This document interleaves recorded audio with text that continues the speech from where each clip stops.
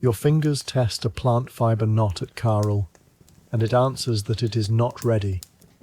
Centuries before Khufu's Great Pyramid was finished in Egypt, a worker in Peru is already facing the ancient problem of a bag that refuses to sit square. It will be filled with stones and buried inside a rising platform mound, where good work becomes invisible. If this kind of evening honestly suits you, leave a quiet like or subscribe, share where you are listening and your local time, let the room dim, settle comfortably, and stay with these working hands. You are in the Supe Valley during Caral's long span from about 3000 to 1800 BCE. Light leans west. Your goal is modest. Finish one sound shicra, carry it without spilling the stones, and help level the next course before dark. The loose end lies across your palm. You draw it back through the mesh and feel each rough strand catch at the skin. Shicra is the name now used for these open fibre bags. Excavators have found great numbers of them within construction fills at Caral, packed with stones and left in place. The word is unfamiliar only once. The task itself is easy to recognize. Make a container strong enough for an awkward load, then trust it at the least convenient moment. You twist two lengths together, keeping the tension even. Too tight, and the side pulls inward. Too loose, and the first rounded stone will search for daylight. The fibre has been cut, dried, and prepared before it reaches your hands. Archaeology identifies several plant materials in such work, including reeds and tougher dry fibres. It cannot tell us who taught this particular worker, how long the lesson took, or what private standard counts as respectable. The surviving object marks the boundary of what can be known. Your hands must do the rest without pretending certainty. The mesh grows by one crossing. Your thumb presses the knot flat. Beyond your hands, people move between stone piles and retaining walls. The platform is large, but your attention stays on the next opening, because monuments are rarely built at monument scale. They are built at finger scale, one decision after another. You turn the bag over and inspect the base. It is not beautiful, which is encouraging. A shicra meant for fill does not need to impress anyone from across a plaza.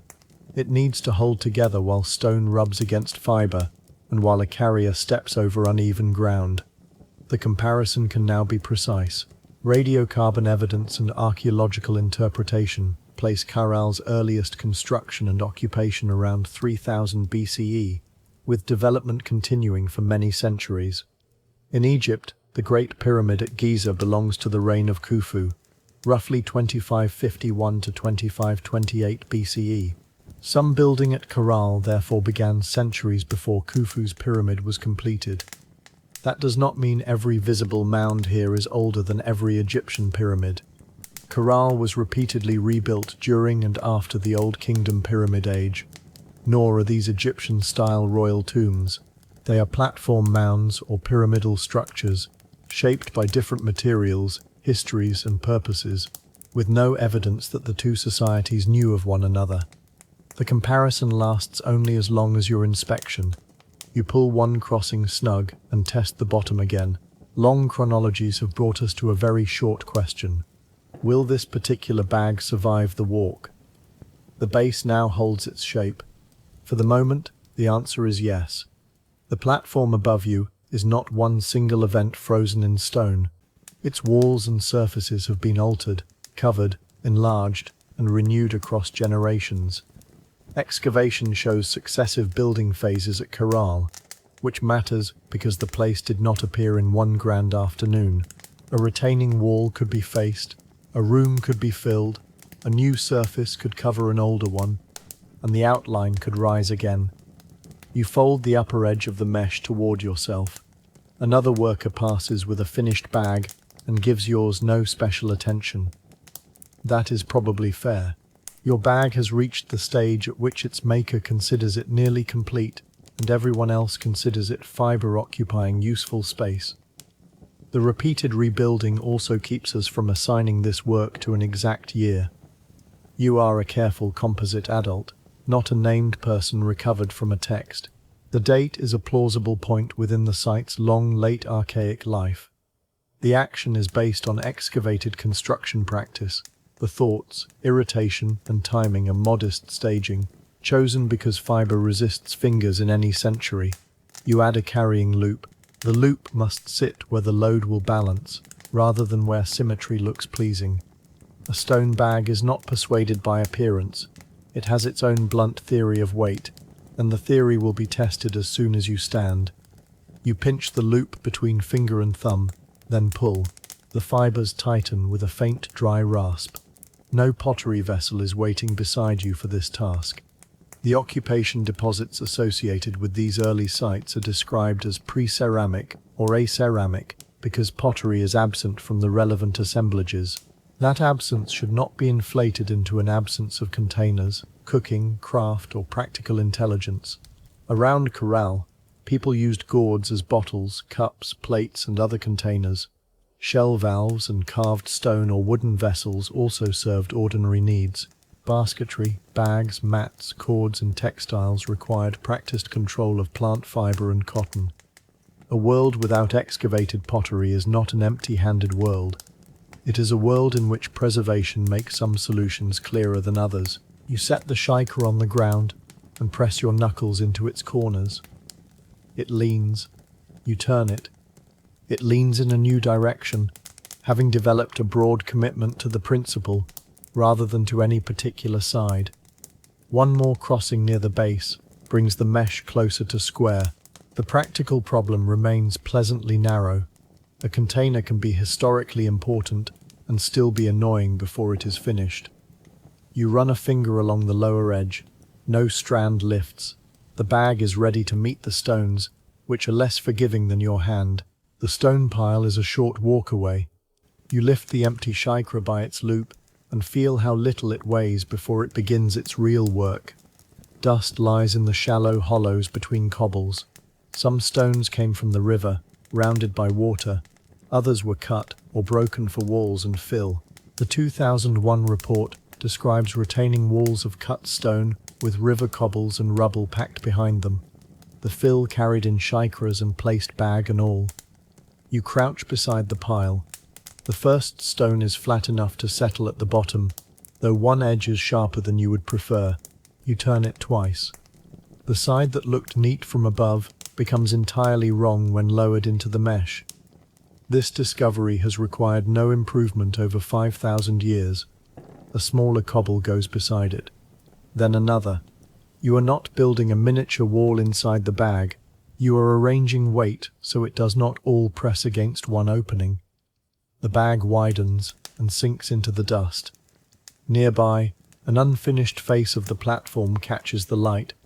The outer wall will be carefully made and plastered. The inner load will remain rough, layered behind it. Public finish and hidden fill depend upon one another. Your hands choose a third stone, not because it is impressive, but because it fits the space the first two have left. The third stone settles with a dull knock. You stop and lift the mesh slightly, checking whether the base has stretched. The openings have widened, but no knot has slipped. A shicra works as a package of fill, separating and containing stones that would otherwise roll and spread as loose rubble.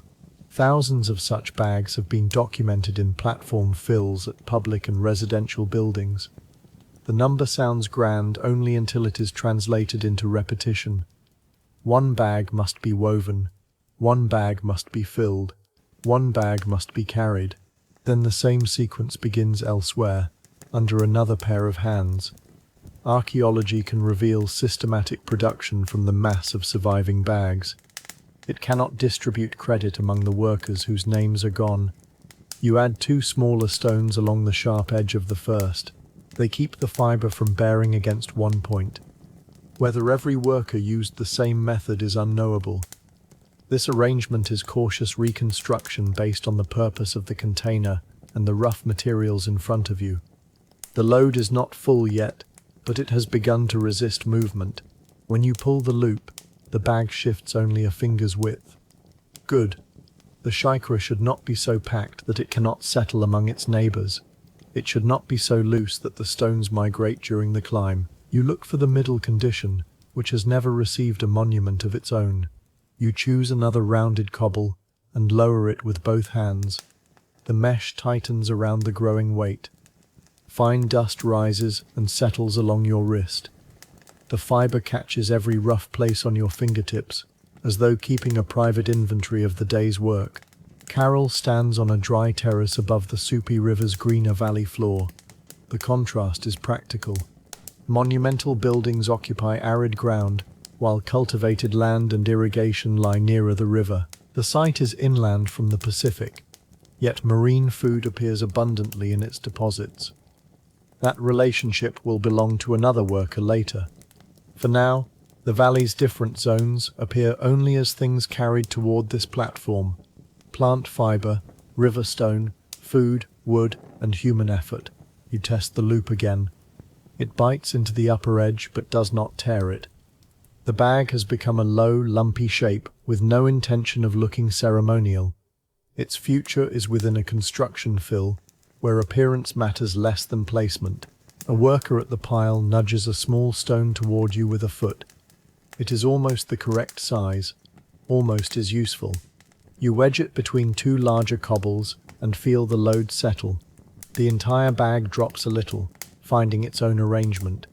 You wait for a knot to fail. None does.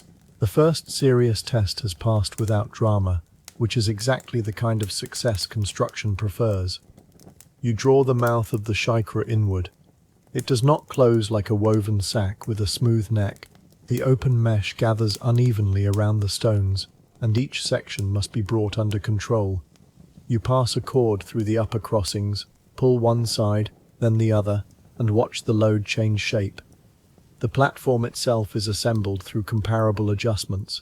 Archaeological descriptions of Caral emphasize stone and earthen platform mounds, sunken circular courts or plazas, public buildings, and residential architecture.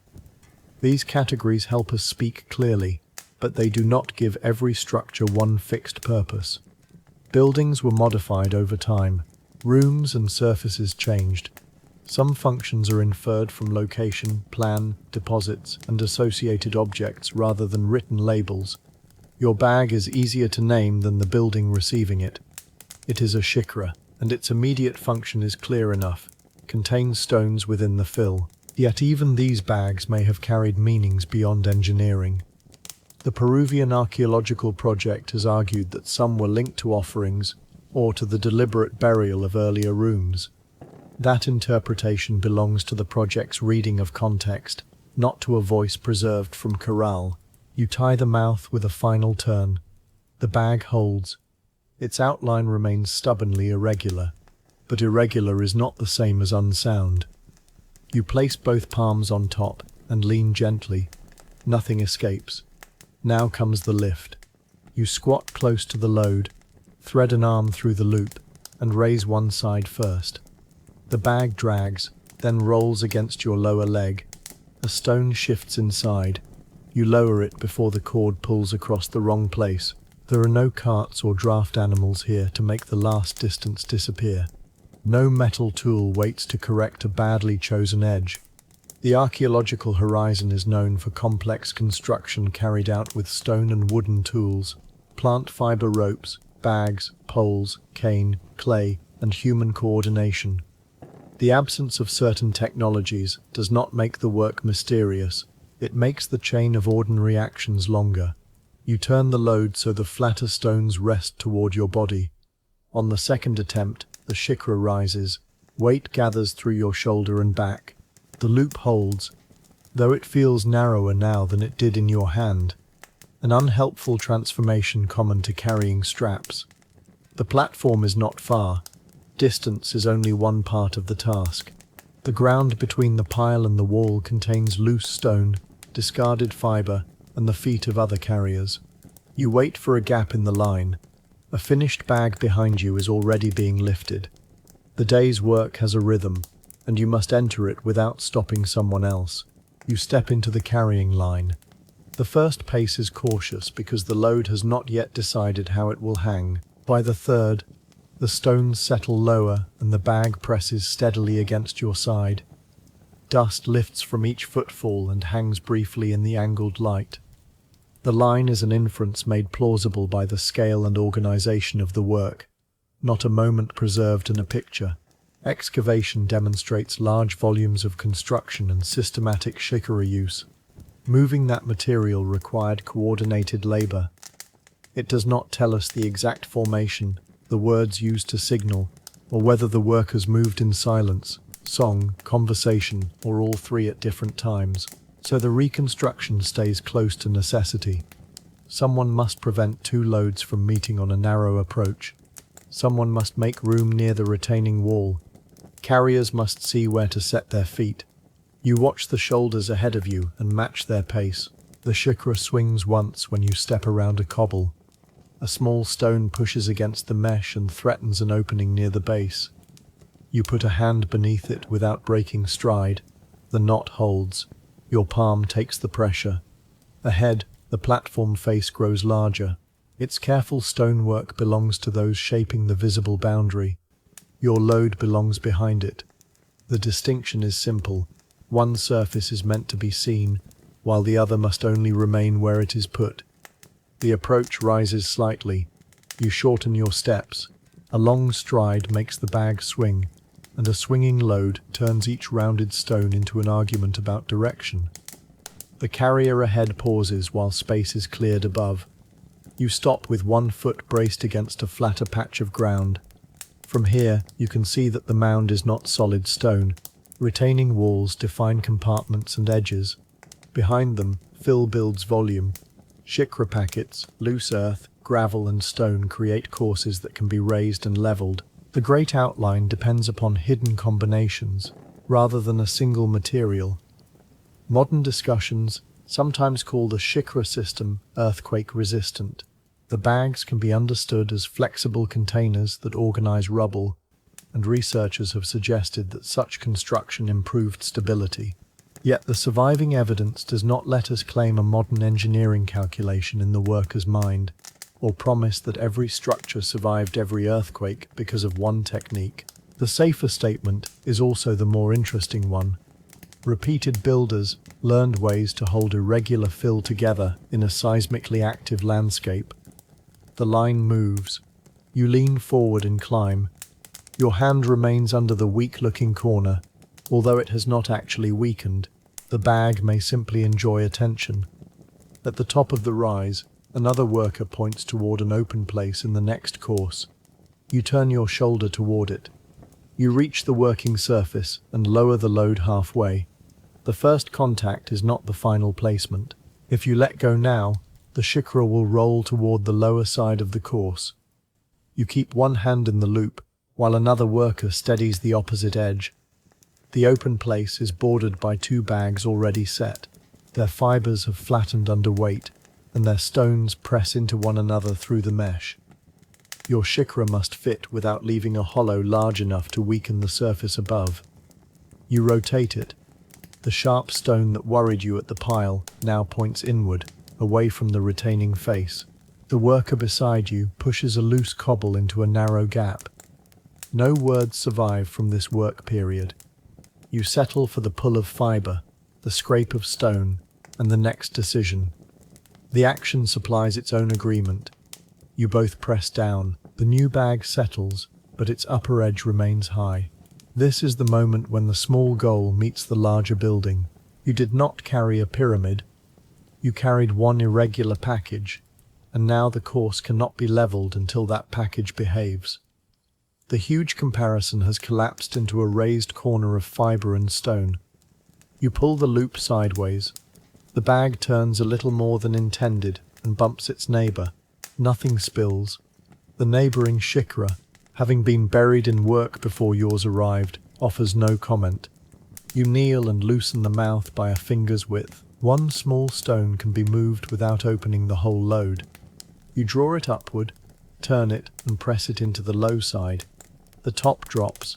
Dust fills the spaces between fibres and makes the mesh harder to see. A platform mound takes shape through this kind of correction. Its visible geometry may be strong and ordered, but the hidden work absorbs variation.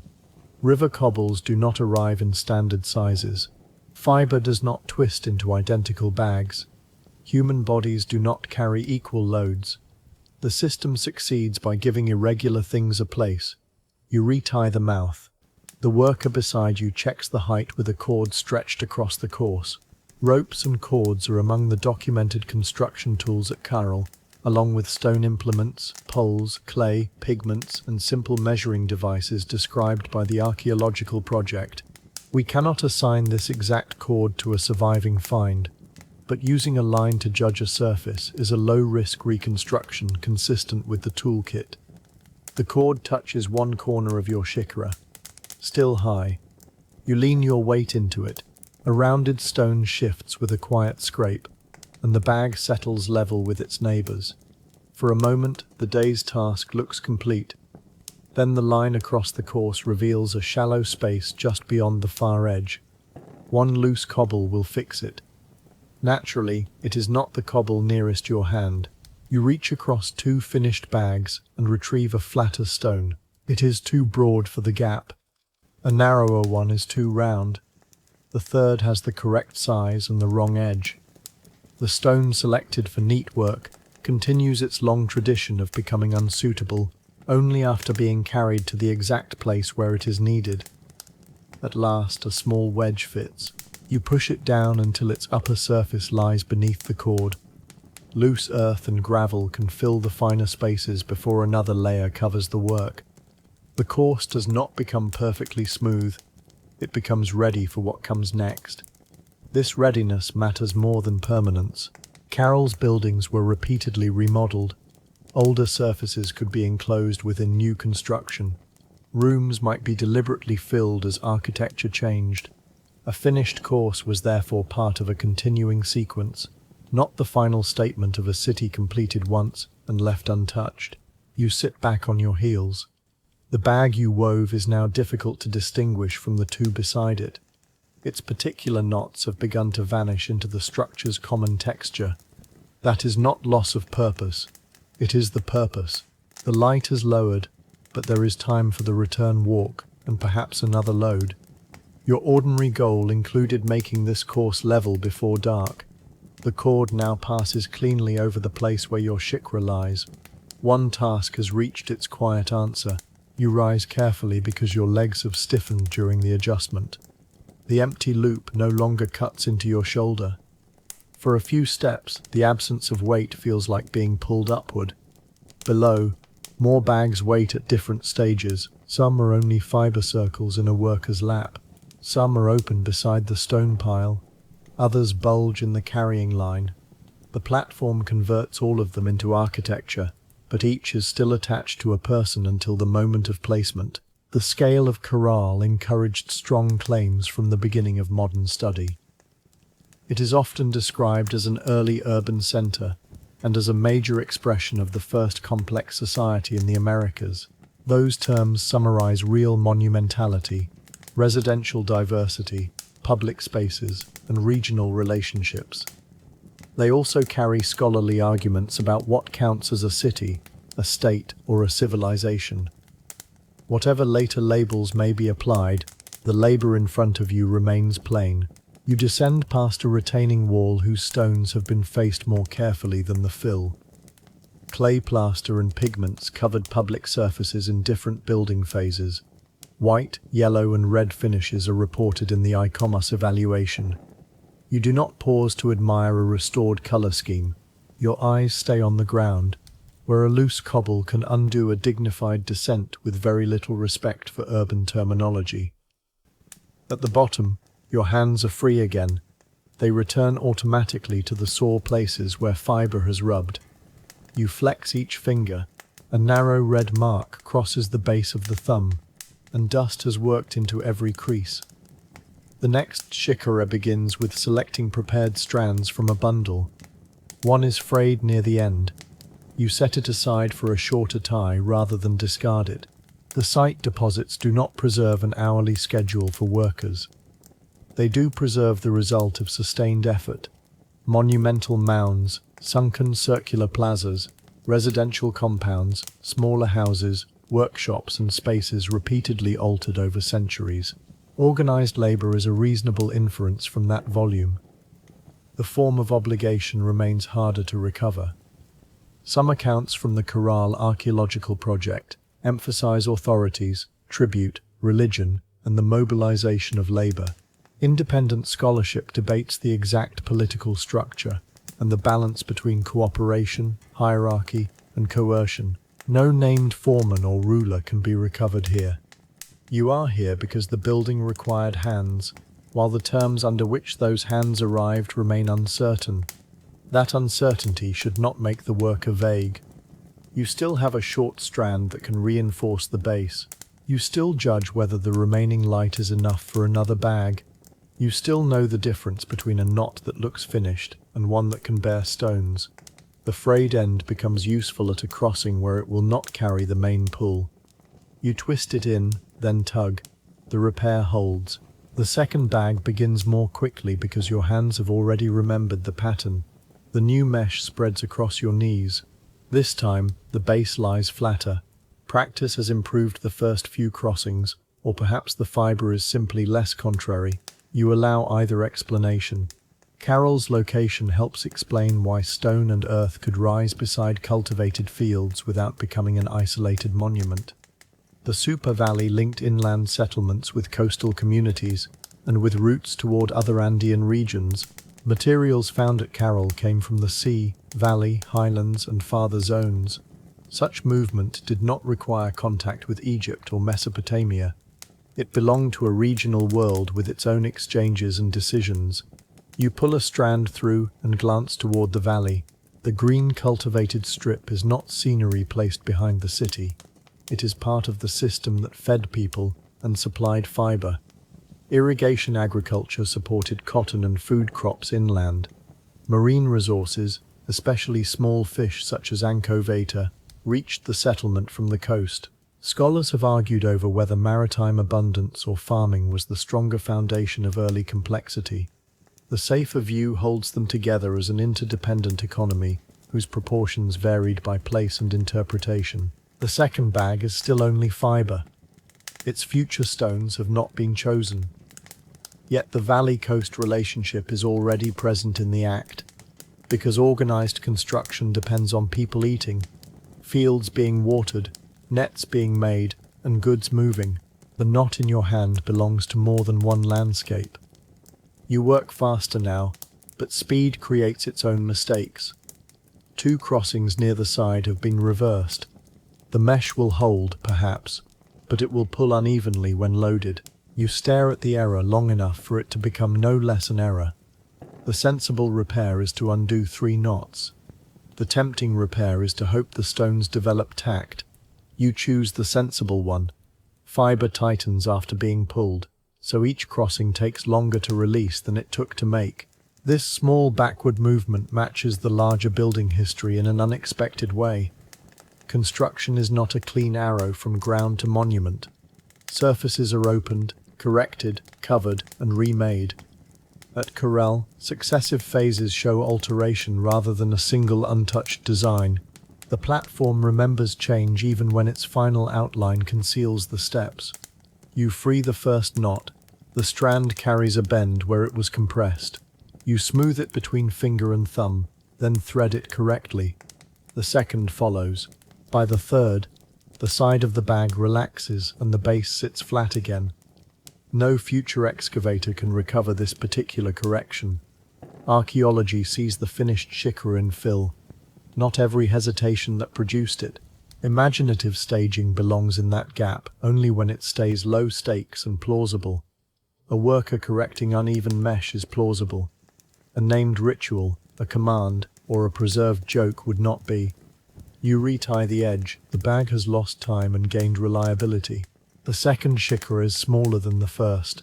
Less light remains, and a smaller load can still fill a narrow place in the course. Standardization need not mean identical size. Archaeological bags vary. While their repeated use shows a shared construction method, you add the upper loop and carry the empty mesh to the pile. A child-sized stone catches your eye because its flat face would sit well at the base. The comparison is only about scale, not about who is working here. You choose it, then 2 rounded cobbles and a cluster of smaller pieces. The platform's mass can encourage us to imagine only exceptional labour, yet the work period contains long stretches that are ordinary. Selecting, turning, testing, waiting, correcting. Monumentality is the accumulated consequence of procedures that rarely feel monumental from inside. You lift the half-filled bag and shake it once. Stones settle into new positions. One small piece drops through an opening and lands on your foot. It has chosen the only target available. You put it back and close the lower gap with a tighter crossing. The bag can take 2 more stones. You choose them by feel, placing the flatter one against the side that will face outward within the course. When the mouth is drawn, the load becomes compact. It is not as heavy as the first, but it is dense enough to demand both hands for the initial lift. You look uphill. The carrying line has shortened, not stopped. You enter the line again with the smaller shicra held closer to the front of your body. The change in position shifts the strain to your forearms. The first load taught your shoulder. The second has selected a new place to complain. The course above is nearing completion. Workers add loose material between bags and check the surface. Retaining walls keep the fill contained. The mound grows by combining careful boundaries with forgiving interiors. That combination appears again across Caral's architecture. Formal stairs, plazas, facades, and rooms enclosing materials that bear the hidden pressure. You pass a section where plaster has flaked from an older surface. The exposed walls combine many ancient building episodes with later conservation, so you keep your attention on the course beneath your hands. In the reconstructed work period, the surface near you is newly made enough to guide placement, while the exact appearance remains cautious. A gust lifts dust from the terrace. You turn your face away without stopping. The bag bumps your hip, but the mouth stays closed. Fibre, dust, uneven stone, and coordination provide enough friction for one afternoon. No invented accident is needed. At the rise, you wait while a carrier descends. The path narrows between a wall and a stack of fill. You step aside. The other load passes close enough that the 2 meshes touch, then separate. Both continue without losing a stone, a modest piece of traffic management completed before anyone could name it. The open place in the course is narrower than your bag. You expected this. The bag did not. You lower it beside the gap and loosen the upper cord. 2 stones come out. The shicra softens and can be pressed lengthwise. You slide it between the finished packets, then return 1 stone at a time, choosing new positions. The second stone still will not fit. It waits beside your knee with the patient confidence of an object that has made itself someone else's problem. A handful of gravel and earth fills the remaining space. The unused stone can serve elsewhere. Construction does not demand that every chosen piece keep its first assignment. It demands that the course work as a whole. The cord crosses your bag cleanly on the first check. You press along the edge and feel no hollow beneath it. The smaller load has found exactly the place its size can serve. The practical task is now complete. You made a reliable bag, delivered it without spilling its load, and helped bring the next course level before the light went. The platform is still unfinished. That does not diminish the finished unit. Large building projects survive through thousands of local completions, each one small enough to be carried. You pick up the rejected stone. It is still the wrong shape for this gap, but it may be perfectly unremarkable somewhere else. You carry it toward the loose fill at the far end. You set the rejected stone into a broader hollow and cover its edge with gravel.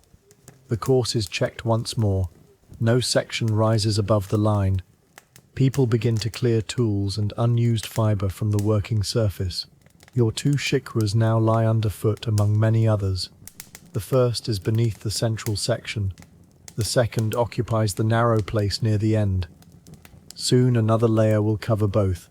Their fibres may survive in the dry fill long after the hands that made them are gone.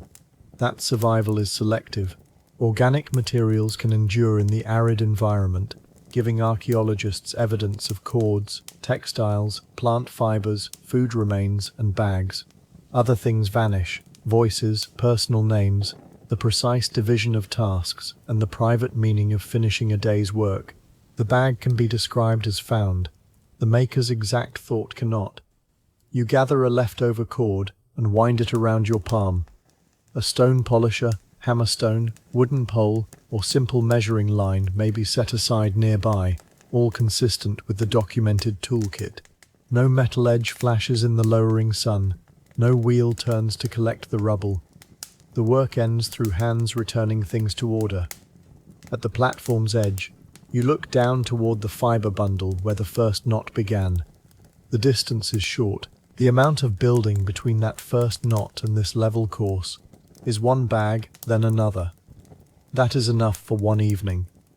A structure begun centuries before Khufu's Great Pyramid was completed now grows from this hidden load.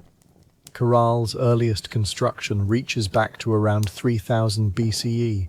Khufu's reign and Great Pyramid fall around 2551 to 2528 BCE. The comparison is a chronological crossing, not a claim of sameness. Egypt's Great Pyramid was a royal funerary monument in a standardized complex of Dynasty IV. Caral's large works were Andean platform mounds and public architectural complexes, built, altered, and used within a different society. One was not copied from the other. Neither needed the other to become possible. You do not know any of this comparison. You stand 5 millennia away, able to hold two chronologies at once. Your concern is the cord in your hand, and whether the finished course will accept another layer tomorrow. The most honest wonder is not that people without pottery deposits, carts, draft animals, or metal tools somehow did the impossible. They did possible things in organized sequence. Fiber was prepared, bags were woven, stones were selected, loads were carried, walls contained fill, surfaces were renewed. Repetition accumulated into architecture. You descend from the platform with dust on your legs. Behind you, the course remains level. The first bag has already disappeared from sight, useful precisely because no future visitor was meant to see it.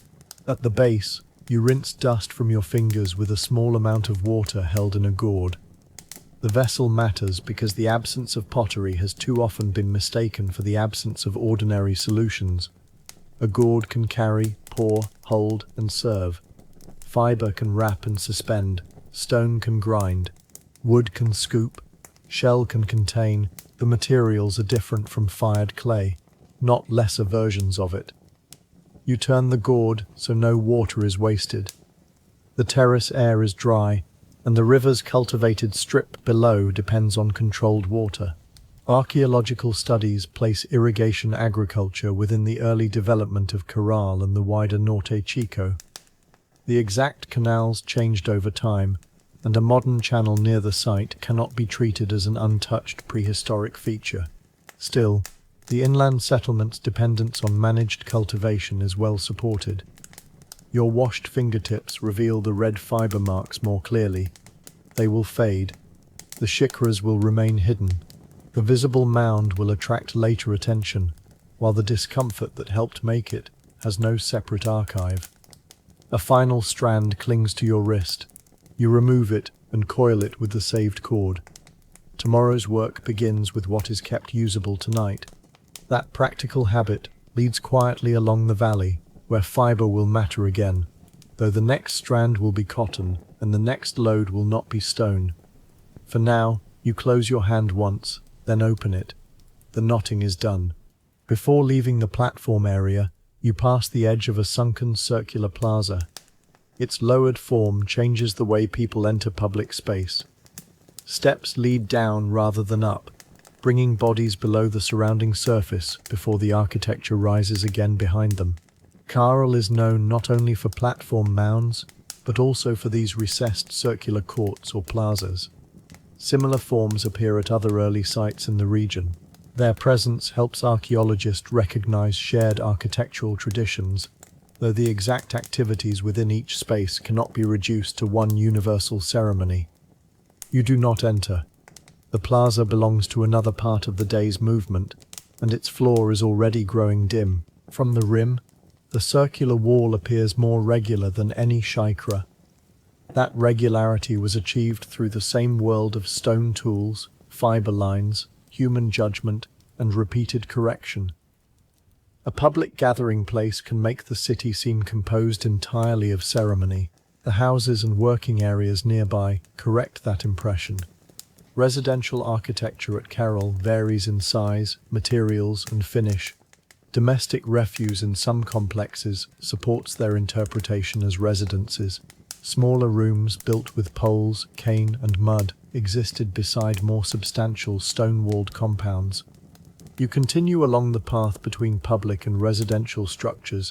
Monumental and ordinary life are not separate maps.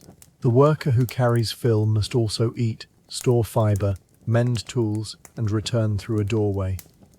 The platform rises because those quieter arrangements continue around it. The path turns toward the cultivated edge of the settlement. Evening makes the river valley appear darker and greener than the terrace. Cotton plants would have grown under irrigation in such inland fields, valued not only for clothing but for cordage and fishing nets. Their fibre linked farmers to coastal fishers whose catch travelled back inland. That interdependence is supported by plant remains, textile production, marine food at inland sites, and fishing equipment at coastal settlements such as Aspero. The relative importance of farming and maritime resources has been argued for decades. One theory emphasized rich fisheries as the foundation of complexity. Other research stressed irrigated inland centers and crop production. Current evidence makes a rigid choice less useful than the relationship. You carry no bundle of cotton tonight. The narrative camera is still with the shicra worker, whose saved cord rests in one hand. Yet the next adult's task is already visible in the fields below. Clean fibre, twist thread, repair a net, exchange usable cotton, and bring preserved fish back toward the valley. The promise closes only after the comparison is resolved. It is resolved. Some construction at Caral began centuries before Khufu's Great Pyramid was complete, and it grew through repeated, human-scale work in a society with its own Andean forms and history. You take the last few steps away from the mound. The hidden bag remains behind, bearing weight in darkness. Night does not fall all at once on the terrace. It gathers first in the spaces behind walls, then beneath steps, then in the lower plaza. The upper surfaces keep a little light. Your route home passes between layers of architecture made at different times. A wall on one side has been plastered. Another shows the texture of stone and clay beneath a worn finish. Archaeologists document pigments and repeated surface treatments, but the exact color visible in this composite work period cannot be fixed. The wall holds only fading light. No lost decorative pattern is supplied. You shift the coil of cord from one hand to the other.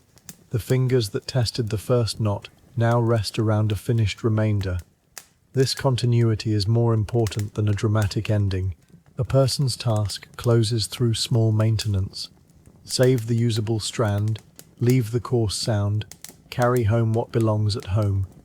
Behind you, the mound's outline has become simple against the sky. It is tempting to let such an image erase the labor, as if monuments rise by becoming silhouettes. The shicra inside resists that erasure. Its mesh still surrounds uneven stones. Its loop still lies folded where you pulled it sideways. Its usefulness remains physical, even when unseen. You do not look back again. The path ahead passes toward houses and fields. You simply walk away from completed work, rather than stopping to admire it. The platform can hold the evening without requiring your attention. The settlement around you contains no single street grid that can be confidently described as a modern planned capital. Archaeologists identify organized spatial divisions, plazas, public buildings, residential groups, and orientations developed over centuries. Those patterns show deliberate choices. They do not justify turning Caral into a familiar city plan with offices, districts, and fixed labels translated from much later states. You follow a worn route shaped by repeated feet and the placement of walls. The doorway opens into a residence where someone has set fibre bundles away from dust. Another room holds gourds and stone tools. These glimpses are plausible because such materials and domestic activities are documented, but they remain staging rather than a floor plan recovered complete. No Inca title belongs here. No later imperial language or bureaucracy should be projected backward. A possible early knotted recording object has been reported from Caral, and UNESCO highlights it as a quipu. Its precise date, function, and relationship to later Andean recording systems require caution. It cannot turn the worker's cord into an administrative record merely because both contain knots. Your coil is only a saved length for future use. You place it over your shoulder and continue. The distinction protects the people of Caral from becoming unfinished versions of the Inca. They lived within their own early society, known through its material traces and through interpretations that must remain labelled as interpretations. A low bench near a wall offers a place to sit. You lower yourself and inspect the palm that supported the weak corner of the first bag. No cut needs attention. A shallow abrasion will be cleaned and left alone. The archaeological record at Caral contains human remains, burials, and evidence used to study health and status. But nothing in the worker's present task supports inventing an injury. The day's friction has been sufficient. Abrasive fibre, uncooperative stones, dust, weight, balance, timing, and coordination. Ordinary work can hold attention without threatening the worker. From the bench, the platform is partly hidden by nearer buildings. Its size has not changed. Your relation to it has. While carrying the bag, every step belonged to the mound. Now the mound is simply one structure beyond the wall, and your attention returns to skin, cord, water, and the coming meal. Novelty lowers with the sun, but the task continues. The action continues, but fewer questions are opened. The comparison is settled. The bag has been placed. The course has been levelled. Nothing needs to rise again in urgency. You rub a trace of dust from the abrasion. A fibre catches at the edge and is removed. The hand closes. Across the valley, work near the irrigated fields is also ending, except for one adult who still has cotton to clean before a journey toward the coast. You stand from the bench and enter the quieter residential edge. Houses here do not all share the same scale or finish. The 2001 excavations described large formal residential complexes associated with major mounds, along with lighter rooms of poles, cane, and mud in another sector. Domestic refuse helped identify living spaces.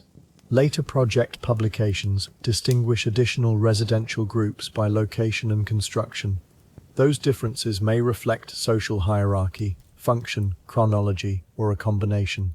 The archaeological project offers specific social readings, but the precise household arrangement around this composite worker remains unknown. Only a doorway and a place to store cord can be safely pictured. No rank follows from them. Inside, a gourd rests near a wall. A bundle of dry fibre lies raised from the dusty floor. You add the saved strand to it. The coil relaxes, taking the shape of the bundle beneath. The action is small and complete. Materials kept in order can be used again. A loose cord left underfoot becomes a tangle, a trip, or waste. A cord put away becomes tomorrow's tie. Public architecture may dominate photographs of Caral, but domestic order allowed public work to continue. Someone sorted fibre, someone protected tools, someone carried food into rooms and refuse out. These actions rarely produce a monumental silhouette. They produce continuity. You turn from the bundle. The doorway frames the last light over the terrace, and the mound beyond it has already absorbed the shicra. One promise remains to be closed. Caral's earliest construction and occupation reach back to around 3000 BCE, while Khufu's Great Pyramid belongs roughly to 2551 to 2528 BCE. The first construction at Caral accordingly predates the completion of Khufu's pyramid by several centuries. Caral then continued to develop during and after Egypt's Old Kingdom Pyramid age. The comparison is chronological, not architectural or cultural. Caral's great works are Andean platform mounds and pyramidal structures, joined with rooms, stairs, plazas, and repeated remodeling. Khufu's monument is an Egyptian royal pyramid within a funerary complex. No contact between the two societies is implied, and not every visible wall at Caral is earlier than every pyramid in Egypt. The worker remains anonymous. No ruler is invented to command the bag. No foundation day or later ethnic label is supplied. What survives is enough. Fibre bags packed with stones, retaining walls, construction fill, radiocarbon ranges, public and residential architecture, and a long history of rebuilding. You sit near the doorway with cleaned hands resting together. The large comparison has been answered through the small work of one concealed lode. Caral built monumental architecture centuries before Khufu's pyramid was finished, and it kept building long afterward. Outside, the final edge of the platform fades. Inside it, your shicra holds. The room receives the darkness before the open terrace does. Familiar objects lose detail first. The fibre bundle becomes a low shape, the gourd a rounded shadow, the doorway a pale rectangle. No fresh task interrupts the lowering light. You can still feel the pattern of the mesh in your fingertips. The first shicra sits inside the mound, and the second lies near the end of the levelled course. Both are beyond sight. Their hidden position is not a mystery to solve. It is the condition that made them useful. Caral's dry environment helped preserve organic materials that would decay elsewhere, allowing the shikras to return as evidence thousands of years later. Preservation did not turn them into display pieces at the time of construction. They were meant to disappear beneath earth, gravel, and the next phase of work. You draw your hands into your lap. The day has moved from knot to load, from load to course, from course to doorway. Each transition has resolved the one before it. Beyond the mound, cotton waits under another adult's hands, linked by exchange to fissures nearer the sea. It will carry less architectural surprise and more domestic procedure. The connection is fibre, but not the same fibre, and a goal shaped by food rather than stone. For now, the shicra rests exactly where the bag was placed, inside the platform. Morning will return to the mound without asking these hands to begin again now. Workers will find the levelled course, bring more fill, and continue. They need not be followed. Its unit is complete. You have shown how a monumental structure can be built without pottery and the associated occupation deposits, without carts, without draft animals, and without metal tools. None of those absences implies absence of skill. Containers existed in fibre, gourd, shell, stone, and wood. Construction worked through cut stone, cobbles, earth, cords, poles, bags, and practiced bodies. Organization gave repetition its scale. The oldest work at Caral began before Khufu's pyramid was complete. Yet Caral's long development also ran through the centuries of Egypt's Old Kingdom. The two histories remain parallel, not connected. At the doorway, you lift the gourd and set it farther from the edge. The fibre bundle is already in its place. No tool has been left outside. The practical world closes around the completed task. Beyond the residence, irrigation water moves toward fields in the valley. Cotton bowls will be cleaned, seeds removed, fibres drawn into thread, and damaged netting examined one knot at a time. A preserved fish will travel inland because a length of usable fibre travelled coastward first. The platform holds its hidden bag.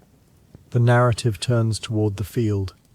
The fibre in your hands is softer than the shicra strands, but it has its own resistance. You sit beside an irrigated cotton field in the Supe Valley with a shallow basket of opened bowls. Seeds remain caught inside the lint, before thread, before cord, before a fishing net. There is the patient work of separating one from the other. The adult we follow now tends cotton and knows how to turn it into useful fibre. The goal is clear. Clean enough cotton, twist a dependable supply of thread, take it toward fishers nearer the coast, and return inland with preserved fish. The journey connects two kinds of work rather than two isolated worlds. Archaeological evidence from Caral includes abundant cotton seeds, balls and bundles of cotton, yarn, cords, textiles, needles, spindles, and varied fiber techniques. Coastal sites preserve fishing equipment. Marine remains appear in large quantities inland, including anchoveta, a small schooling fish easily dried for transport. Together, these finds support exchange between valley farmers and maritime communities. You pull one seed free. A tuft stretches after it. Reluctant to choose between plant and hand, the seed drops into one container, the clean fiber into another. The first handful looks generous until it is compressed. Cotton has the mild talent of appearing complete before any useful quantity has been produced. You work through the next bowl more carefully. The fibers cling together around several seeds, and a quick pull would leave short broken lengths. Longer fibers twist more readily into thread. Your fingers tease them apart, turn the mass, and draw the seeds out one at a time. Irrigated cultivation made cotton possible in the dry valley. Water had to be directed from the river toward fields, and archaeological studies connect Caral's inland life with irrigation agriculture. The precise organization of water rights and canal labor is debated and cannot be borrowed from later Andean states. What can be said is simpler. Cotton did not grow beside the desert terrace without managed water and repeated field work. The plant supplied more than clothing. Cotton thread could become cords, bags, and nets. The net is the object that reaches toward the sea. A fisher can catch far more small fish with sound mesh than with bare hands. But mesh must first exist in hundreds of crossings. You place another clean tuft into the basket. Brown and cream cotton are documented among the naturally colored fiber at Caral. This staging uses a pale brown bundle, though no surviving sample identifies the exact shade held by this adult. A breeze moves the field's dry leaves. Loose lint lifts from the rim. You catch it with the back of your hand before it escapes, then tuck it under the heavier mass. The cleaned fiber must be aligned before it can become even thread. You roll a small amount between palm and thigh, drawing it out while adding twist. The strand lengthens, thins, and begins to hold itself together. Spindles and yarn balls have been found in Caral contexts, along with bone and wood needles and tools for textile work. The exact spindle shape in this worker's hand is not assigned from a particular excavated room. The action stays within the documented craft. Draw, twist, join, wind. You attach the first length to a spindle and turn it. The rotation stores twist faster than fingers alone. When the strand grows thin, you add another tuft, overlapping the fibers so the new section joins the old. A weak join reveals itself by thickening, then narrowing suddenly. You stop. Thread that looks acceptable in a ball may fail in a net under pull. You unwind several turns, add more fiber, and twist again. The join becomes gradual. The ordinary question is not whether inland and coast depended on one another in the abstract. It is whether the material moving between them was usable. A bundle of poor thread cannot become a reliable net, and a net with unreliable crossings cannot bring home the catch expected of it. You wind the repaired length around the spindle. The first small ball begins to form, dense and orderly beneath your fingers. You set the spindle down and inspect the prepared bundle for plant fragments. A dry piece of bowl casing hides inside the lint. Left there, it would make a hard spot in the thread. You remove it and return to twisting. Cotton's importance does not settle the old scholarly debate by itself. Michael Mosley's maritime foundations theory emphasized the extraordinary productivity of the Peruvian coast and the role of fishing in early social complexity. Work in the Supe and adjacent valleys showed that inland monumental centers, irrigation, and crops were also central. Later evidence, including maize, expanded the agricultural picture further. The relative weight of fish and farming remains a question of evidence, sites, and periods. For this adult, The debate becomes a practical circuit. Cotton leaves the valley, fish returns. Neither product is an ornament to the other. Nets depend on cultivated fibre, while inland diets include marine protein. The economy is best understood as linked rather than as a contest with one winner. Your spindle turns again. The thread gathers in close layers. A short section near the end twists back on itself and forms a small kink. You smooth it, but the kink returns with conviction. The only repair is to unwind and release the excess twist. The bundle for exchange is not yet large enough. You place the completed ball beside an empty gourd bowl and begin another. The field behind you holds the next season of thread, while today's supply grows by the length of your forearm. By midday, several balls of thread sit in the basket. You compare their weight by hand. The smallest will be kept for household repairs. The larger ones are intended for exchange and for network nearer the coast. Gourds appear in the archaeological record as bottles, cups, plates, bowls, and containers. Project publications also connect gourds with fishing floats in the valley coast economy. That use is plausible here, though this gourd remains a container in your hand, rather than being assigned another purpose. The one beside you holds seeds. Another protects finished thread from dust. You cover the thread basket with a woven mat and tie it lightly. The fibers must stay dry and clean during the walk. Cotton that gathers grit becomes unpleasant to twist and can abrade where knots tighten. The route toward the coast follows the valley westward.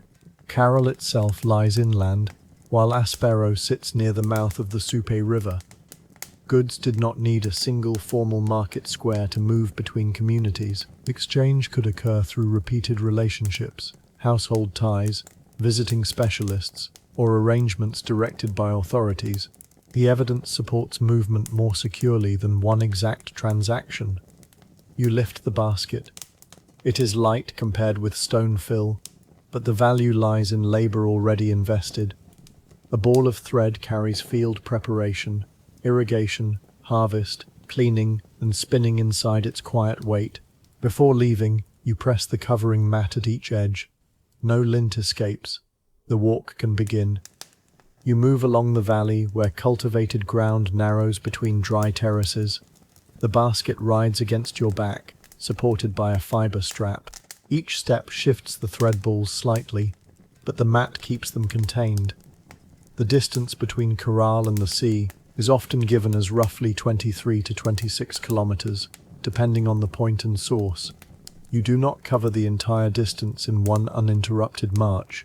Exchange routes could involve stopping places, companions, or handoffs. The route is understood through its direction and purpose. Fiber toward the coast, preserved fish inland. You pass fields where food crops grow alongside cotton. Archaeological remains from the broader Caral superworld include squash, beans, sweet potato, guava, avocado, and maize, among other plants. Though their abundance and dietary role vary by context and study. This is not a catalogue in your sightline. You notice only that irrigation water has been divided toward more than one plot, and that a damaged bank needs repair. A small leak darkens the soil beside a channel. You press loose earth into it with your heel until the trickle returns to the intended course. The gesture is plausible field maintenance, not evidence for a particular ancient canal rule. The basket strap slides toward your neck. You stop, retie it lower, and continue. Cotton is light, but a strap is fully capable of finding the one place where lightness ceases to be comforting. Farther west, the valley air carries more moisture. The landscape opens toward the coast, where the Pacific's cold, nutrient-rich waters support immense fisheries. Anchoveta and sardines can be caught in numbers and preserved by drying, making them practical goods for movement inland. At coastal settlements, fishing technology included nets and other tools. Cotton from irrigated valleys provided strong fiber for netting. This connection does not mean every inland household made complete nets or every fisher relied on one exchange partner. It means the material system joined cultivation and maritime production at a regional scale. You reach a shaded working place where damaged netting has been spread on the ground.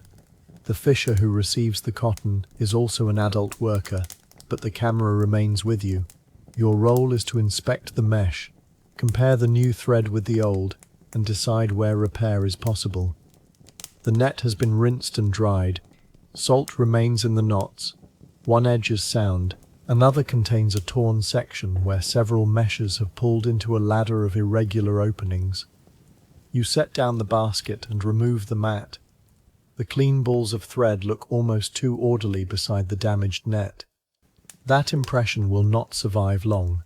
Repair begins by tracing the tier outward until every weakened crossing is found. You take the loose edge between both hands. The first obvious break is not the first necessary repair. You follow the damaged mesh one knot at a time. A strand that appears whole has thinned where it rubbed against something hard.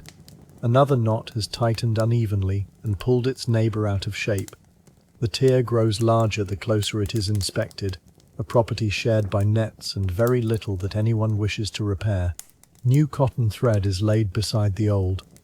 The colors differ slightly, but strength matters more than a perfect match. You test the new strand by pulling it between both hands. It holds. Fishing nets found at coastal sites support the presence of sophisticated netting, while cotton tools and fiber inland reveal the production side. Archaeology rarely preserves the exact meeting where one repair bundle changed hands. The exchange remains restrained. Usable thread is offered. Preserved fish is prepared in return, and both workers examine quality before accepting. You begin by cutting away a short, weakened section with a stone edge. No metal blade is introduced. The old knot resists release, so you loosen it with a bone point and your fingernails.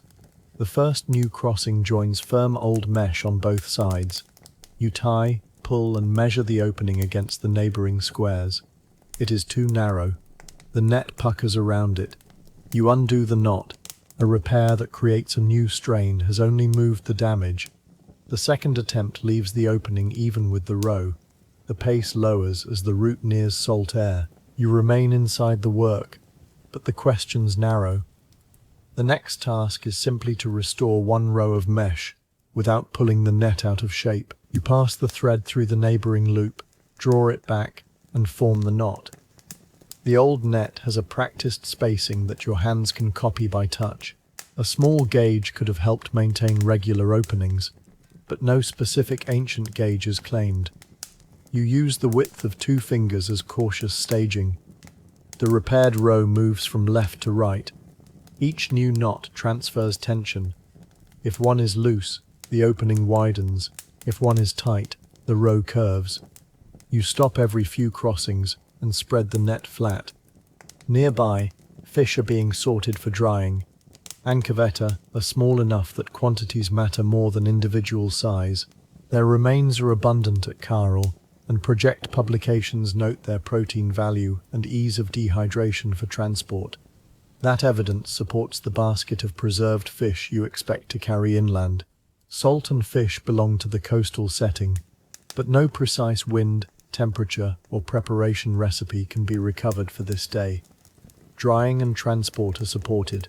The sensory edge remains modest. You tie another crossing. The row lies flat. The net is not finished, yet the damaged opening has stopped spreading. You pause to clean salt from the bone point. The cotton thread has picked up a little grit, so you draw it through a folded piece of cloth before continuing. The fibers become smoother under your fingers. The preserved fish for inland exchange are placed in a woven container rather than a ceramic jar. That choice reflects the aceramic horizon without making it a deprivation. Baskets, mats, gourds, bags, and cords formed a broad container technology. Dry fish did not require a pottery vessel to become portable. One gourd near the net has been tied to cord. Gourds are documented as containers and are identified by the Caral project as raw material for fishing floats. We cannot know whether this particular one came from the same field as your cotton. It serves here only as a supported example of how cultivated plants entered maritime equipment. You examine the float's tie. The cord is older than the gourd. and has begun to fray where it bends. A short length from your smaller thread ball replaces it. This is household scale exchange at work. Not a theory, but one weak tie made sound. The fisher tests the knot by pulling the gourd away from the line. It remains attached. You return to the torn net, where 3 openings still need new sides. The basket of fish is covered against dust. It waits without ceremony. You complete the last 3 crossings in the main tier. The repaired patch appears brighter and slightly stiffer than the surrounding net. Use will soften it. For now, stiffness helps reveal whether any strand pulls too hard. You lift the net from 2 corners. The patch hangs evenly. One side remains lower, but the difference comes from an older section beyond the repair. You trace it, decide it is sound enough for continued use, and mark it for later attention with a short loose tie.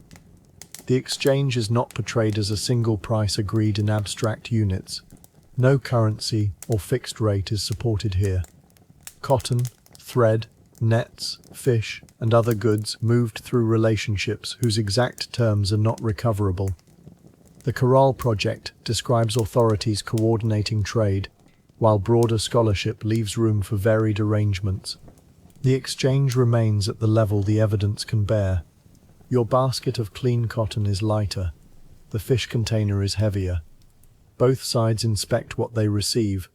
The new thread has already proven itself in the patch. The preserved fish are dry enough for the inland route and covered securely. You lift the fish container, judge its balance, and lower it again. The strap needs shortening. A load that swings is harder on the carrier and harder on the contents.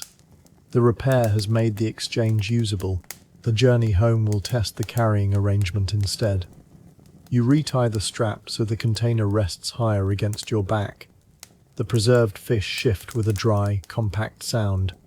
A small gourd of water hangs at the side, separate from the food. Before leaving, you inspect the remaining cotton. Some thread stays with the fishers for future repairs. A smaller ball returns inland because field tools, bags, clothing, and household cord also require fibre. The movement is not one way. Skills and materials circulate through repeated need. The coastal settlement contains its own architecture and working areas. Aspero, near the mouth of the Supe River, had monumental structures as well as evidence of maritime life. It should not be described as merely a fishing camp attached to Caral, nor should Caral be imagined as a capital issuing every instruction. The regional system held multiple settlements with different scales and emphasis. You step away from the spread net. Its repaired section lies among older knots, visible only because the new cotton is clean. After use, salt and handling will make the difference less obvious. The route east follows the valley toward inland fields. The fish load is heavier than the cotton basket was, but its shape is compact. You lean slightly forward and begin. Behind you, someone folds the net from the sound edge inward. The patch remains flat. The loose marker on the older section is left outside the fold, so it can be found later. The first part of the return follows firmer ground near the river mouth. Sand gives way to packed soil, then to the valley path. The fish container settles against the strap and stops shifting. You carry evidence of maritime abundance inland. At Caral, fish remains include anchoveta and many other species, along with shellfish and crustaceans. Most of the preserved fish can reasonably be pictured as anchoveta, common in the archaeological record and well suited to drying. It does not assign a measured protein ratio to this household. Quantifying diet from archaeological remains is difficult. Preservation, sampling, context, and preparation all affect what survives. Some scholars have stressed marine protein, others a broader agricultural base including maize and other crops. The worker does not experience the economy as percentages. The load is simply food expected by people inland. You stop under a patch of shade and adjust the knot where the strap crosses the container. The new tie has tightened with weight. You insert a short fibre pad beneath it to prevent abrasion. The inland journey has fewer decisions than the outward one. The cotton has been accepted. The net is repaired, the fish are secured. Each step now repeats the last with slightly more distance from the coast.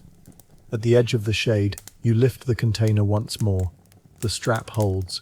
You return to the path before resting becomes another task to organize. The valley narrows. Irrigated plots become more frequent, and the dry terrace rises beyond them.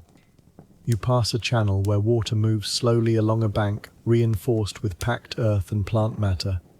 Cotton plants are visible again. Their boles connect the field behind you with the repaired net behind you. But the chain is not automatic. Water must reach the plants. Fibre must be harvested and cleaned. Thread must be spun. Knots must be tied. Fish must be caught, preserved, packed and carried. Interdependence is made from completed tasks, not from resources merely existing near one another. You shift the load to ease one shoulder. A loose end from the strap brushes your arm. It is the same kind of minor irritation that accompanied the outward journey, now with the added smell of dried fish. At a stopping place, you open the covering just enough to check the contents. No moisture has gathered. No fish has broken through the basket. You close it again. The domestic consequence of failure would be ordinary but real. Spoiled food, lost fibre, a torn net, a wasted trip. None requires invented danger. The system remains interesting because households and work groups rely on materials arriving in usable condition. You resume walking. The sun lowers behind you, casting your shadow toward the inland settlement. The fish container rides steady. The remaining cotton ball rests in a smaller pouch at your side, protected from the load it helped obtain. Near the field, another adult meets you and takes one side of the fish container. Together, you lower it onto a mat. The covering cord is untied, coiled, and placed aside rather than cut. The fish are inspected before storage. A few pieces have rubbed against one another and shed small flakes. They are separated for the next meal. The sound pieces remain packed for later use. No exact recipe is invented. Archaeology identifies fish remains and supports drying or dehydration as a means of transport. It does not preserve this household seasoning, serving order, or evening conversation. The hands stay with handling. Check dryness, protect from dust, keep the basket off damp ground. The remaining cotton ball is set near the tools. It will be available for repairs.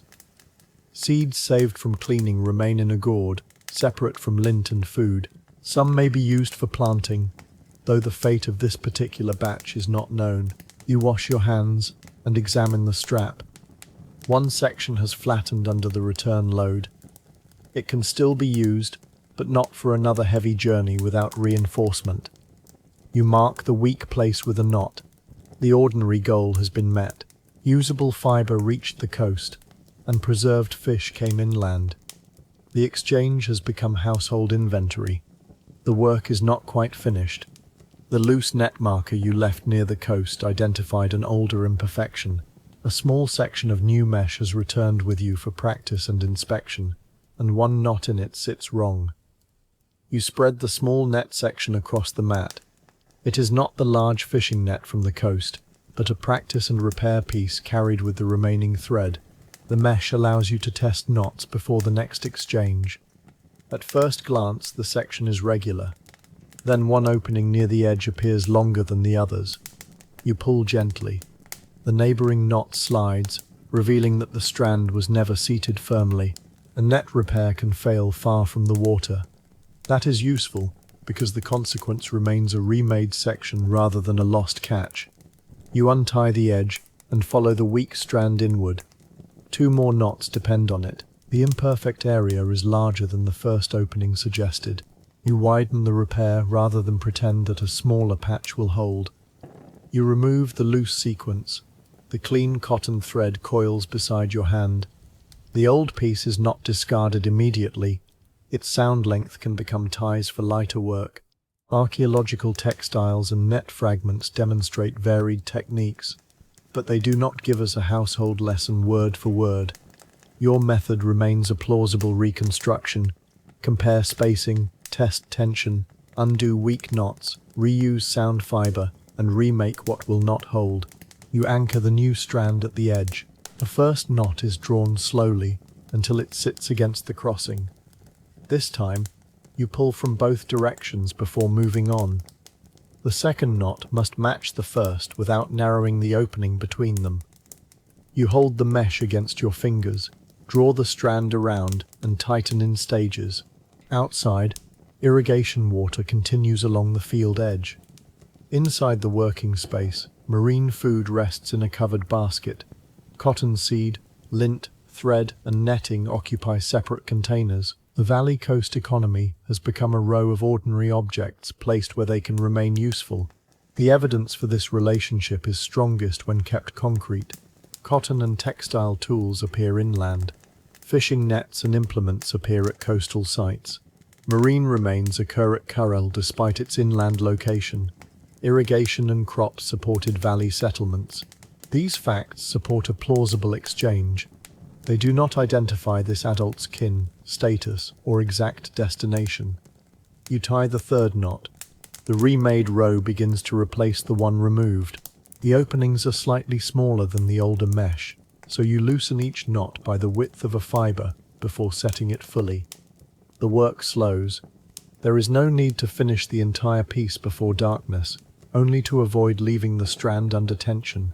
You complete one more crossing and lay the loose thread in a soft coil. The net section is not yet sound. This is the modest consequence of a useful exchange. The net must be remade before it can work again. An imperfect part has been found, and it must be remade. The consequence is procedural. Tomorrow's work has gained a clear first task. You cover the fish basket and raise it on a low support away from dust and damp. The container is woven, the cover is fibre, and the food inside came from the sea. No pottery is required for the arrangement to be complete. The remaining cotton is wrapped in cloth. Clean thread is kept apart from the loosened old strand. Seeds stay in their gourd. The small net section remains spread flat, so the weak area cannot hide itself again. This order reveals craft knowledge more quietly than a finished textile displayed alone. Materials exist at different stages, and each stage needs a place. Cotton bowl, seed, lint, yarn, cord, mesh, and worn net are not interchangeable. The household worker knows what can be stored together and what will tangle, collect grit, or take moisture. You press the new knots once more. They hold. The unfinished row ends in a loop large enough to continue without cutting the thread. You secure it with a temporary tie. The exchange journey is over. The repair journey continues in miniature across the mat. That descent in scale is deliberate. Field and coast have now met in one household task. It ends with 2 fingers checking one crossing.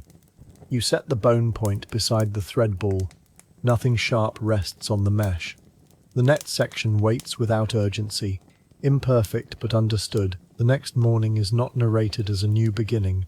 It is simply the continuation left by the temporary tie. You return to the mat, loosen the loop, and draw out enough thread for another row. The first repaired opening has held its shape overnight. The second is a little narrow. You ease it with the bone point and settle the knot again. The adjustment takes less time than replacing the whole crossing. Cotton supplied the strength that let maritime communities exploit rich fisheries with nets, while fish supplied inland settlements with concentrated food. The statement remains reciprocal. It avoids making farmers merely suppliers to fishers, or fishers merely feeders of inland centres. Both communities had their own households, public works, and skilled tasks. You continue the row. 1 knot, 1 opening, 1 pull. Names and dates recede while the hands continue. The evidence remains inside action. At the end of the row, you compare the remade section with the older mesh. The new openings are even. The edge no longer draws inward. This portion is ready, though the larger marked weakness at the coast will still need attention when the net is opened again. You coil the remaining thread and tie it to the practice section. The bundle can travel west on a later day. Its purpose is clear, and no additional mystery is added. The fish basket remains covered. The field beyond the doorway needs water. The household returns to its repeated work. You carry the cotton seeds toward a dry storage place. Some are kept with planting material, while damaged pieces and plant fragments are separated. No particular selection rule can be recovered beyond the ordinary need to distinguish useful seed from debris. The field's future is present in this sorting, just as the net's future was present in the repaired knot. Neither task produces an immediate harvest or catch. Both preserve the possibility of one. Archaeological cotton seeds at Caral show cultivation and processing. Bundles, yarn and textiles show transformation after harvest. The evidence spans stages that once occurred under many hands. Following one composite adult connects those stages.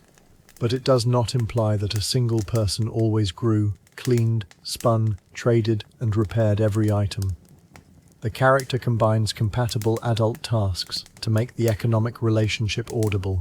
You place the sound seeds in a gourd and cover them with woven material. The old net strand becomes two short ties around the cover. Reuse closes the loop without turning it into a moral. The fish from the coast will be eaten over time. The cotton thread left there will enter repairs over time. Exchange continues through use. Rather than ending at the moment containers change hands. You return to the mat and fold the practice mesh along its sound edge. The imperfect section has been remade. The next weak place is known, marked, and no longer surprising. The field receives water in a narrow moving sheet. You clear a small obstruction from the channel and guide the flow toward the next row. Cotton stems cast thin shadows on the damp soil. Irrigated cotton, cleaned fibre, netting, gourds, and dried fish now lie in one connected chain of work. Water-supported inland crops. Cotton was cleaned, twisted, and worked with specialized tools. Thread and gourds contributed to fishing technology. Marine food, especially fish suited to drying such as anchoveta, moved inland. Scholars still debate the relative weight of maritime resources in farming, but the material connection between coast and valley is secure. Your actions have answered the practical question. An inland center and coastal communities could sustain one another through complementary production and exchange, not through one commodity alone, and not through a hierarchy that surviving evidence cannot fully prove. You press earth against the channel edge. Water darkens the repaired bank and continues. Behind you, the remade net section is folded with the thread ball. The fish basket is covered. Cotton seeds are stored. Each object has moved one step toward later use. The room grows quieter. The day narrows to water-reaching roots and a worker watching until the flow enters the intended row. When it does, you lift your hand from the bank. The cotton work closes with an imperfection made manageable. A damaged net did not become perfect in one repair. The obvious tier was closed nearer the coast. A smaller practice section revealed a weak sequence and was remade inland. Another marked area remains for the next opening of the larger net. That ending suits the economy it reveals. Fields, nets, baskets, and food stores require maintenance. Exchange is not a single triumphant event. It is a route kept useful by repeated attention. You gather the folded mesh and place it above the clean thread, away from the fish container. The bone point rests beside it. The old strand has become cover ties. Nothing is discarded merely to make the work look complete. Farther within Caral, a lowered circular plaza and the amphitheater temple complex wait in the remaining light. Another adult will prepare a bone flute for a gathering, though the exact tune, performer, and ceremony cannot be recovered. What remains is quieter. 32 transverse flutes found together, bird bone shaped by skilled hands, public architecture able to hold a gathering, and breath moving through an instrument. You leave the cotton field with the water flowing correctly. The remade net stays folded indoors. The route between valley and coast is finished for now. The next sound begins only as a careful hand checks the edge of a bone tube. A thin bone tube rests across both palms. You follow an adult near Caral's lower public complex, where the immediate task is not to perform but to prepare. The flute must be checked, carried to the sunken circular plaza, and kept from striking stone on the way down. A small roughness at the wrapper's edge is folded inward before it can scrape the polished bone. Archaeologists found a set of 32 transverse flutes near the amphitheatre temple complex. Project publications identify bones from pelican and condor and describe incised and painted designs. The find establishes skilled manufacture and a musical practice. It does not preserve the tune, the player's name, the order of a gathering, or the meaning of every image. The adult turns the flute slowly. A transverse flute is sounded across an opening rather than blown from the end. One edge must remain clear. Dust gathered there can disturb the breath. A folded fibre cloth passes along the surface without scraping the decoration. This is careful reconstruction. Someone once handled these instruments, and a flute intended to sound had to be kept open and intact. The exact person before us is composite. Their goal is ordinary and narrow. Make the instrument ready and reach the correct place without damage. The bone is light. Its lightness requires more care, not less. The adult raises the tube toward the doorway's light and looks through its length. No obstruction appears. A fingertip touches the edge of one opening, then withdraws. The instrument is handled by its stronger middle rather than by a thin end. The 32 flutes were found together in a defined archaeological context near the lowered plaza. Their grouping matters. A single flute might tell us that one instrument existed. A set suggests repeated making, selection, storage, or collective use. The Caral project has interpreted them as evidence for groups of musicians and organized musical activity. The material find supports plurality. The exact ensemble arrangement remains an interpretation. Some flutes carry figures of animals and human-like beings. The adult does not translate them for us. No surviving text provides names or personal accounts. The designs show that sound objects also carried visual work, even if listeners in the plaza could not see every incision from a distance. A soft plug of fibre cleans the interior near the blowing edge. The adult turns the tube downward and lets the dust fall onto the cloth. Nothing is inserted far enough to scratch the inside. The instrument is ready for a breath test, but not yet here. The room is small, and the goal includes arriving at the proper place. The adult wraps the flute loosely, so the carved surface will not rub against another tool. The wrapping is a strip of cotton cloth. Cotton textiles and threads are well documented at Caral. Though this exact wrapper is imagined, it lies between bone and basket, a simple protection against grit and impact. The adult places the flute alone in a shallow carrier. No second instrument is stacked above it. The archaeological cache contained many flutes, but the gathering need not include all 32 at once. They may have been made or used in groups, stored together, deposited together, or passed through more than one occasion. The surviving set cannot choose one explanation for us. Outside, the route leads toward the lower half of the settlement. The amphitheatre temple is associated with Caral's largest sunken circular plaza. Steps descend into the lowered space. Public architecture creates a place where people could gather, see, hear, and move in ordered ways, while the precise ritual sequence remains unknown. The adult lifts the carrier and steadies it against the body. A loose cord is retied so the basket will not tilt. The adult lifts the carrier once, lowers it, and shifts the lower tie until the weight stops sliding. The flute makes no sound. Preparation continues through silence. Bone has been checked. The edge is clear. The wrapping prevents contact. The next risk is the stair, where a misstep could strike the carrier against stone. The adult leaves the room and turns toward the plaza. The path passes smaller rooms and open spaces before the circular plaza comes into view. The public complex is not reconstructed as a stage with assigned seats and named officials. Its architecture is enough. A lowered court, stairs, surrounding platforms, and nearby rooms linked to the amphitheatre temple. The adult slows near the rim. Stone steps have narrow edges, and the basket must remain level. One hand holds the cord. the other rests beneath the flute's carrier. The lowered form changes sound even before music begins. Voices and footsteps would reflect from walls and surfaces differently than on an open terrace. We can reasonably say that architecture affects acoustics. We cannot claim a measured ancient effect for this exact gathering without evidence. Modern acoustic tests on replicas or restored spaces do not preserve an original performance. The adult waits while another person descends. No title is assigned. No costume is described beyond ordinary fiber clothing.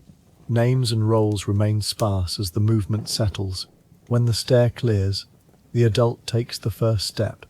The carrier stays close to the chest. A second step follows. Dust gathers near the wall but not on the central tread. The plaza floor lies below.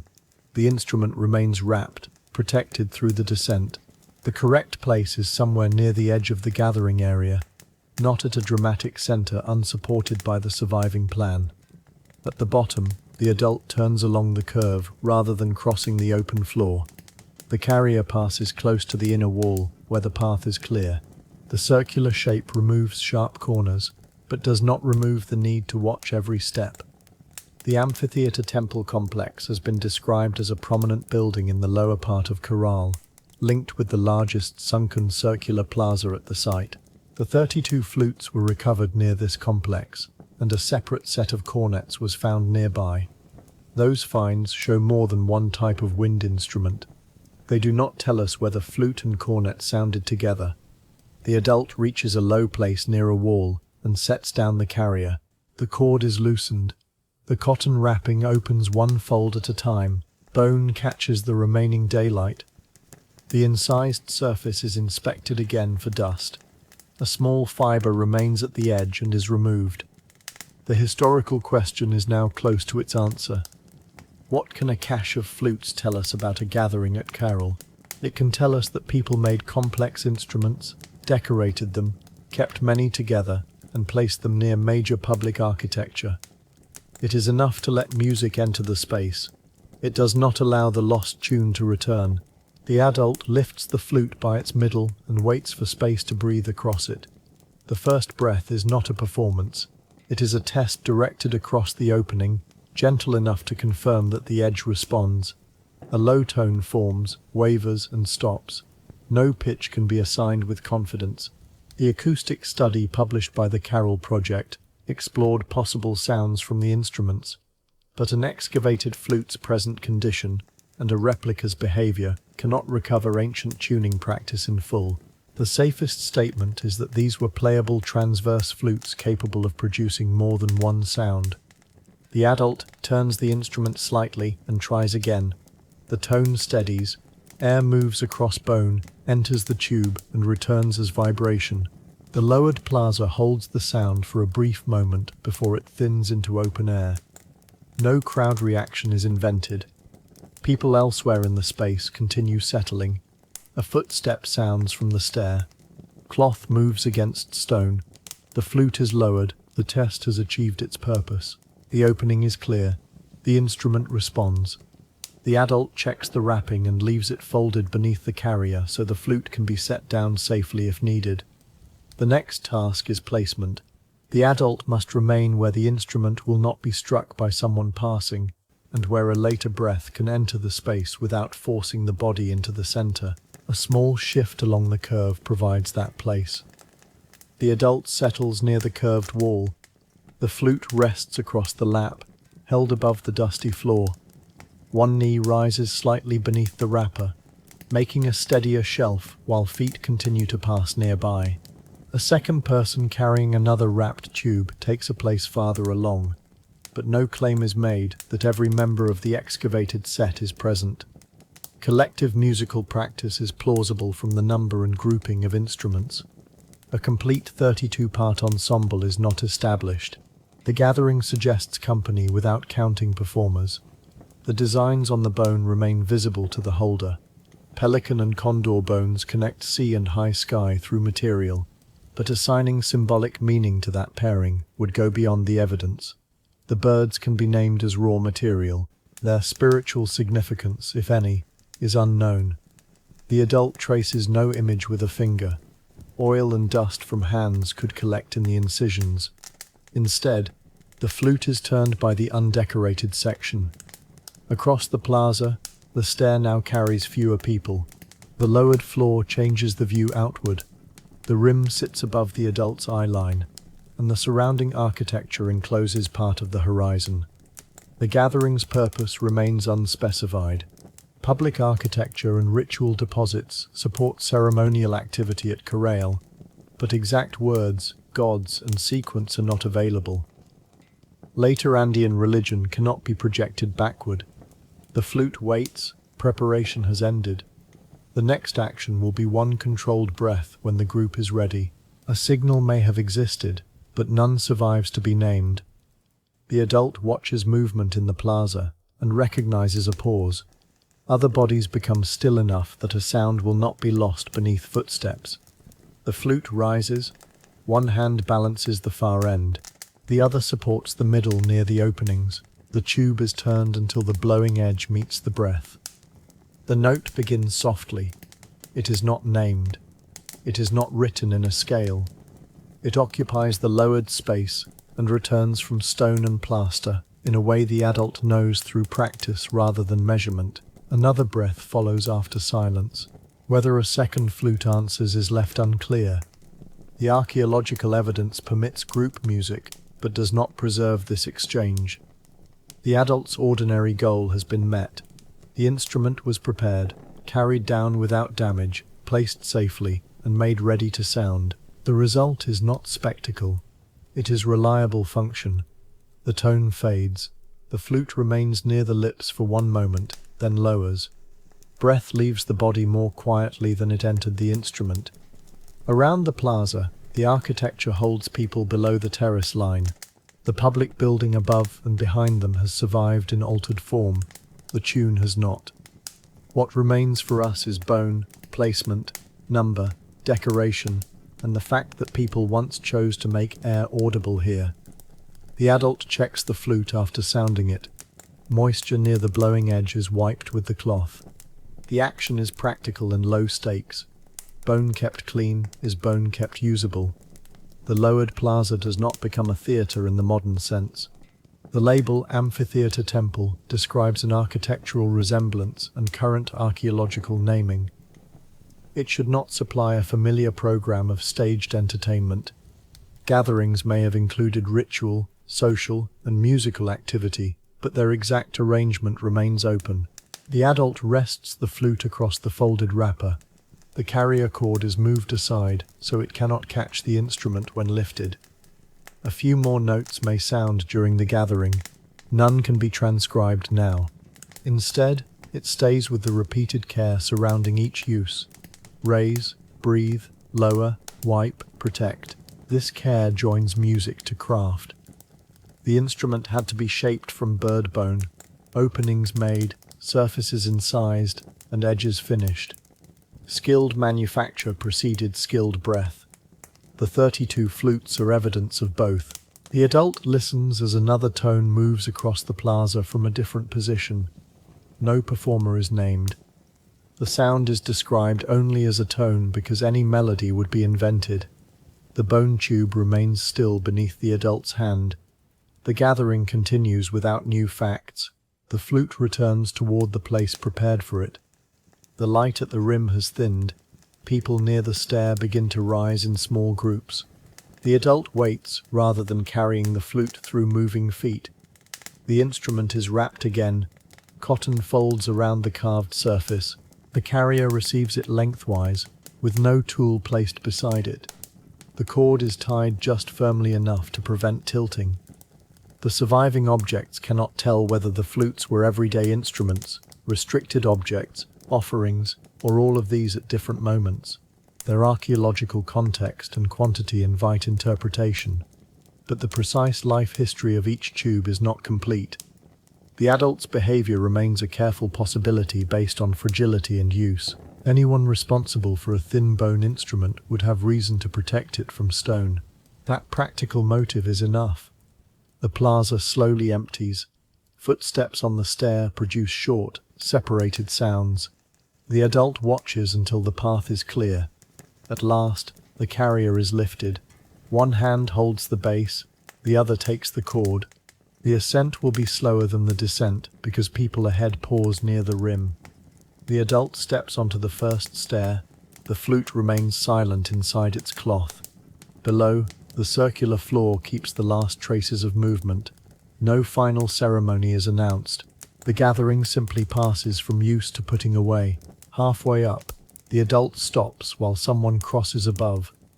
The carrier rests against the wall without touching it. A small shift of the foot finds a more level tread. The public complex is experienced here as friction rather than grandeur. A lowered plaza creates an approach, a descent, a place within, and an ascent out. Architecture organizes bodies even when its exact social rules are unknown. The adult resumes climbing. At the rim, open air reaches the face and the settlement widens again. The platform mounds remain beyond the lower complex, softened by distance. Their hidden fill needs no further explanation here. The flute carrier is checked once more. No crack appears. The cord has not loosened. The bone has completed the journey down and up without striking stone. 32 transverse flutes, bird bone manufacture and decoration. The public complex with its sunken circular plaza, and the meeting of breath with built space are all that can safely carry this gathering. Each has a limit. Together they support skilled music making in a monumental setting. None recovers the tune or names the hands that played it. The adult turns toward a nearby room where the flute can rest away from dust and traffic. The route is short. The carrier remains level. Behind, the plaza empties into quieter footsteps. Inside the room, a woven mat has been cleared. The adult sets the carrier down, unties the cord, and opens the cloth.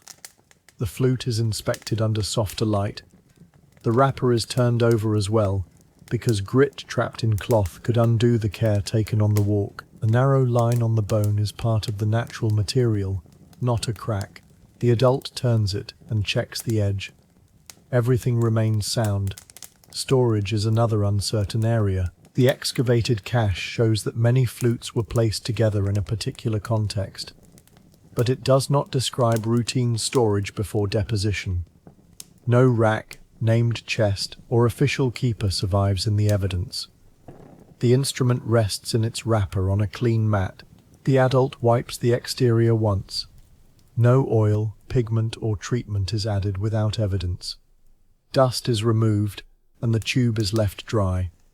The historical question has been answered with restraint. Music existed at Caral as skilled material practice and likely collective activity associated with important architecture. The exact music and ceremony are unknowable from the surviving objects alone. The adult folds the cloth over the flute. One end remains visible for a final check, then disappears beneath cotton. The room is quiet. The lowered plaza outside has already lost the breath that moved through it. The bone keeps no recording. Its evidence is physical, enough to show that someone prepared, held, and sounded it. The cloth-wrapped flute is moved away from the doorway. Passing feet could bring dust or strike the carrier. A low place beside the wall offers protection. The adult coils the cord and places it beside the wrapper rather than across it. Fibre and bone remain separate. The room's other tools are kept at a distance. This order prepares the household evening. Public music ends in a domestic act of putting away. A household member later will sort fibre, food and tools near the monumental buildings as evening settles. The transition is not a new place so much as a change in attention. The adult leaves the flute and steps toward the doorway. From there, the curved rim of the plaza is partly visible. The space appears still, yet stillness is not proof of a peaceful society. Stillness after a gathering is only stillness after a gathering. No conclusion about warfare follows from the flute. The absence of clear fortifications, weapons, or abundant trauma evidence at Caral will be considered later, with the caution that absence is not proof of equality, freedom from coercion, or a society without conflict. For now, the adult checks that the carrier cannot tip. One hand presses the mat flat beneath it. The flute remains in place. Breath has ended. Bone, cloth and cord are ready for later use. Outside, the rim of the circular plaza catches the last pale light. Its stare is empty. The adult walks along the upper edge without looking down. The lowered architecture has gathered sound and movement. Now it releases them. It brought people into a lowered place where sound could be shared. It also created practical demands: protect the instrument, choose a path, wait for clear stairs, and carry the flute level. These demands keep the human anchor steady. A discussion of acoustics could easily follow measurements, replicas, or modern experiments, and leave the ancient person behind. Instead, one short aside established that built surfaces shape sound, and the next sentence returned to the adult's hands. That is all the evidence needs in spoken copy. The adult reaches a residence near the public complex. A small bundle of fibre lies near the doorway. It is moved inward so evening dust will not settle into it. The flute work closes on breath, bone, and the lowered space. No applause follows. No tune is reconstructed. No named performer steps forward. The last note has already faded. The adult's next action is ordinary. Lift the fibre bundle, carry it across the threshold, and place it beside other materials that must remain usable overnight. The fibre bundle is lighter than the flute carrier and less fragile, but it sheds dry pieces along the floor. The adult gathers them by hand and places sound strands back with the bundle. The residence stands close enough to public buildings that monumental forms remain visible through the doorway. Archaeology at Caral shows residential architecture near major mounds and other houses on the settlement's edges. Some rooms were finely finished, others were smaller and built with lighter materials. The household is not assigned a secure rank. The adult sets the bundle on a raised mat. A gourd container rests beside a stone tool. Food remains covered. The objects are supported by excavated material culture, but their exact arrangement is imaginative and modest. The flute stays in the neighboring room. Its sound does not return. The plaza is now an established image, not a source of new questions. From the doorway, the adult can see a platform outline, the lowered plaza rim, and the path between them. Public architecture occupies the distance. Domestic work occupies the hands. A loose fibre is wound around 2 fingers and tucked beneath the bundle. The room grows dim. Evening begins through inventory rather than ceremony. What must be put away? What must stay dry? What can be used again tomorrow? Before the flute is left behind, one image remains. It lies wrapped, its openings protected from dust. The cloth carries no written label. The room keeps no list of performers. The set of 32 flutes survives because the instruments were deposited and preserved, not because they recorded music. Their number, material, designs, and location permit careful statements. Beyond those statements, uncertainty belongs to the history rather than being a gap that should be covered with invention. The adult who prepared this instrument remains unnamed. That anonymity is shared with the shicra maker and the cotton worker. Each composite person follows documented labor, while personal identity remains beyond recovery. Density continues to fall. Dates have nearly vanished. Names are fewer. The practical line remains. An object was made ready, carried without damage, sounded within a gathering, and put away. The adult closes the cloth over the final visible end of bone.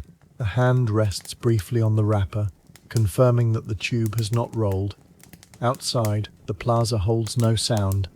The doorway holds a narrow band of remaining light. Breath, bone, and lowered space have met without spectacle. The adult rises and carries an empty gourd toward the household room.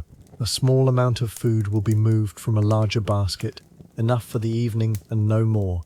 Tools used during the day must be separated from fibre so their rough edges do not snag it. The plaza has emptied into a household evening. The flute is safe. The gathering is over. No thread from it remains open. At the threshold, dust is brushed from the feet. The gourd is set beside a covered basket. A stone implement is moved to a lower mat.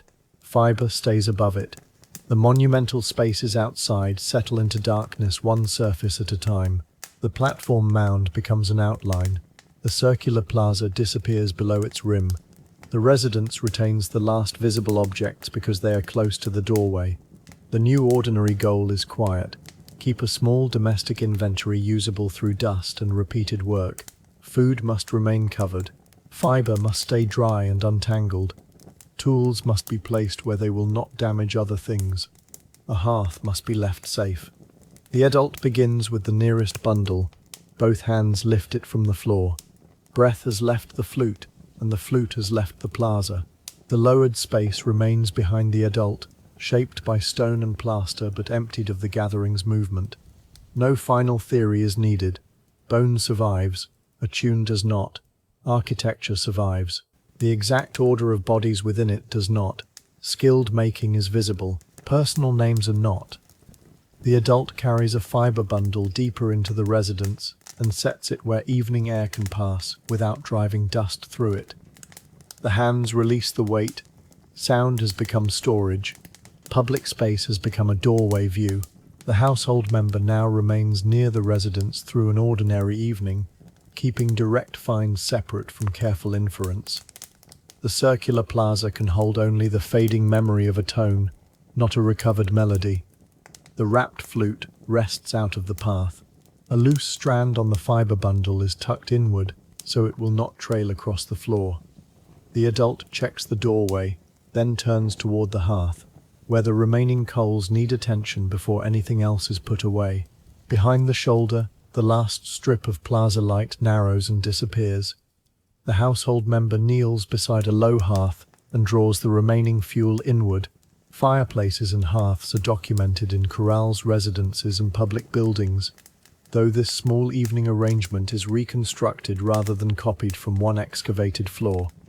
The goal is to leave the room ready for another day. Fibre must be protected from sparks and dust. Food must remain covered. Stone and bone tools must be set where their edges will not catch cloth or mesh. The doorway must be clear. A loose cover cord is drawn through its final loop, then eased back when the weave begins to pinch. The correction keeps the basket closed without damaging it. A flat stone is moved away from the heat. A gourd cup is lifted from the floor and placed beside a covered basket. The fibre bundle carried in from the threshold rests on a mat along the wall. Residential areas at Caral contain spaces interpreted as domestic, manufacturing, social, and ritual. Some houses were small and lightly built. Others were larger, with plastered walls, benches, platforms, and fireplaces. The differences may reflect status, function, chronology, or several factors together. This household receives no certain rank. The coals settle. The member waits until no loose fibre lies close enough to lift into them. One stray strand is picked up and wound around the bundle. The member presses the coil flat with a palm and checks that its cut ends face the wall rather than the open path. Outside, the public buildings are becoming dark. Inside, the inventory begins to take shape. The first bundle contains plant fibre left from construction and household ties. Sound lengths are separated from frayed ones. Short pieces can fasten covers. Longer strands can be twisted into cord. Dusty pieces are shaken outside the doorway, then returned only if they remain usable. The archaeological record directly shows fibre bags, cords, textiles, basketry, mats, and tools. It does not show this household's evening checklist. The checklist is an inference from care. Materials that took time to prepare would be protected from dirt, moisture, flame, and tangling. The household member coils the longer strands and rests them on a folded mat. The shorter ties go into a gourd bowl. Two pieces have knotted together. They are separated now, while the remaining light is enough to see where one crossing passes beneath the other. A worn piece is placed near the hearth for later disposal. Not burned now. The room's walls hold their shape in the dimness. Whether they are stone and clay or lighter cane and mud construction cannot be fixed for this composite residence. The room remains modest and near public buildings, consistent with Caral's varied residential architecture. A stone tool lies beneath the edge of the mat. The member lifts the fibre, removes the tool, and checks for a cut. None appears. The tool is moved to its own place near the wall. Its worn edge faces inward. A bare foot passing in darkness will meet the smooth back first, not the part shaped for work. Fibre returns to the mat. One category has been made orderly without requiring a written inventory. Food comes next. The covered basket is not necessarily the one handled earlier, but it contains familiar materials, dried fish, plant foods, and a woven cover secured by cord. The member loosens the tie and checks the contents by touch. Dry pieces remain firm. A few crumbs at the bottom are moved into a smaller gourd for the next meal. The member tips the basket just enough to gather them, keeping the larger pieces from sliding against the rim.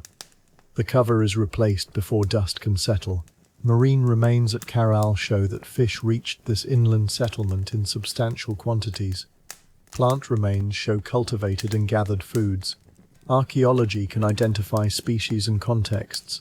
It cannot reconstruct every evening portion or household recipe. Preparation remains simple and unnamed. The basket is raised on a low support away from the hearth. A gourd bottle stands beside it. Gourds served as containers, cups, bottles and plates, practical forms within an ceramic material world. The member wipes the basket's rim with a cloth and reties the cover. The cord is not pulled so tight that it cuts the weave. A thumb follows the knot once around, confirming that the cover will lift tomorrow without requiring a point or blade. Food now rests apart from tools and loose fibre. The arrangement does not display abundance or scarcity as a dramatic claim. It shows only what the goal requires. Keep the contents clean, dry, and available.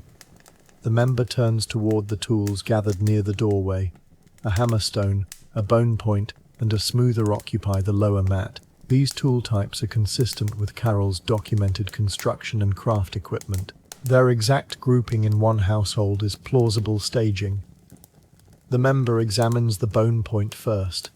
Its tip remains sharp enough for opening a knot or piercing fibre. It is wrapped in cloth, so it will not scratch the gourd beside it. The wrapper is narrow, so the adult turns the point twice and tucks the loose corner beneath the final fold. The hammerstone carries dust in a shallow hollow. It is brushed clean outside, then placed where it cannot roll into the hearth. The smoother lies flat and needs no covering. Work tools reveal repeated use rather than one grand event. A polished surface, a worn edge, or a repaired handle can show contact between material and hand. The individual's reason for each mark is rarely recoverable. The member sets the three objects in a row, then shifts the hammerstone farther away. The first arrangement leaves too little space for the wrapped point. A second arrangement places stone below, bone above, and the smoother between them, each object less likely to disturb the next. No humour enters. The correction is simply made. Directly outside the doorway, the terrace path is empty. A public wall catches a last trace of light. The monuments remain close, but the household member looks downward at the mat. Tool by tool, the room becomes safer for bare feet and loose fibre. The inventory remains small enough to remember without names or numbers. The doorway itself needs attention.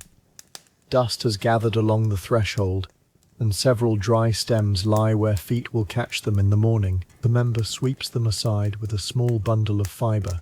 The doorway is not a separate archaeological claim. Residences necessarily had access points, while exact doors, closures, and household routines vary. The threshold serves as a practical boundary between terrace dust and stored material. The swept stems are carried away from the hearth. Dust follows the fibre broom in a thin line. The member gathers the last of it with the side of a hand and releases it outside. A mat near the opening is shaken and laid flat again. Its edge no longer curls into the path. Beyond the threshold, Caral's public and residential architecture share the same evening. The platform mounds do not stop being monumental because someone clears a doorway. The doorway does not become insignificant because mounds stand beyond it. Both belong to the settlement's surviving form, though one is far more likely to dominate later attention. The household member pauses at the opening and listens. No alarm, ceremony, or conversation is introduced. The quiet is only the absence of current movement in this small area. The member returns inside and moves the gourd bowl of short ties away from the mat's edge. A clear path now runs from the hearth to the doorway. The route is only a few steps, but it will be the first path used in darkness, and the first one needed at dawn. The ordinary goal is halfway complete. A folded textile rests on a bench or low platform. Textiles in natural cotton colors are documented at Caral, along with varied twining techniques. The member lifts the cloth and finds grit trapped beneath it. The cloth is taken to the doorway and shaken once. Its edges are checked for loose thread. One corner has begun to separate, so a short cotton tie marks the place for later repair. The tie is looped loosely rather than stitched through damaged threads, preserving the weak edge until better light and time return. No pattern or garment type is assigned. Excavated figurines and textile fragments support clothing and decorated fiber work, but this household cloth remains a simple, useful piece. The bench is wiped before the textile returns.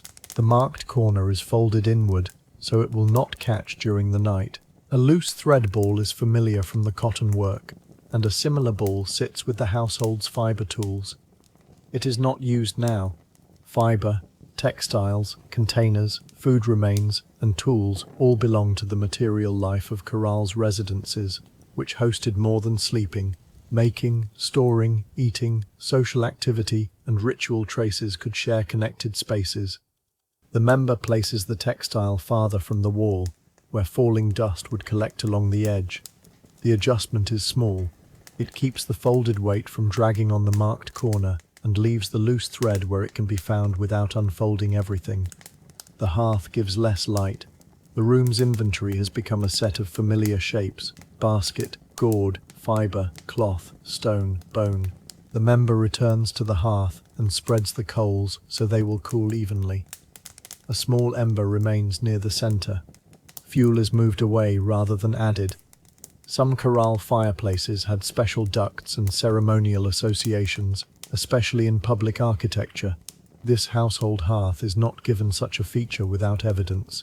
It is simply a place where heat and food preparation may have occurred. The distinction matters. Similar forms can serve different purposes, and a public altar should not be reduced to a domestic stove. Nor should every household fireplace be turned into a ceremony. Context guides interpretation. The member places a flat stone before the hearth opening and checks that the swept stems are well away. The stone does not seal the heat completely. It defines a boundary around the last ember. The member holds a hand above the stone, feels the remaining warmth, and moves the fiber bowl another handspan away. Fiber remains on the far mat. Food is covered. Tools are low against the wall. The doorway is clear. Each earlier action now reduces one small risk around the hearth. No single correction is impressive. Together they allow the person to stop watching every object at once. Outside, the platform outlines have merged with the sky. The circular plaza is no longer visible from this angle. The residence holds the remaining movement. The member sits back and watches the ember diminish. No new task is opened until the fire is settled enough to leave. While the ember cools, the member checks a cord tied around a storage bundle. The knot has tightened into the fiber and must be loosened before it becomes difficult to open tomorrow. A bone point lifts one crossing. The cord relaxes. It is retied with enough room for 2 fingers beneath it. The loosened fibers settle into a broader curve, spreading pressure across the bundle instead of cutting one narrow line. The bundle contains no specified treasure, only prepared fiber and cloth. This repeated care helps explain why domestic labor is so easily underestimated. A platform mound changes the horizon. A corrected storage knot changes nothing visible beyond the room. Yet without corrected knots, covered food, protected tools, and clear thresholds, the labor that feeds larger projects becomes harder. Archaeology often recovers domestic refuse, worn objects, floors, hearths, and walls as evidence of such life. It cannot restore every sequence. The sequence is an inference from material needs, kept quiet and reversible. The member returns the bone point to its wrapper. The storage bundle is moved slightly higher on the mat. Dust cannot be defeated, only kept from settling where it will do the most harm. The member smooths the top cloth from the center outward, sending the remaining grit toward an edge that can be shaken clean later. The last ember has dulled. A faint line of warmth remains at the hearth.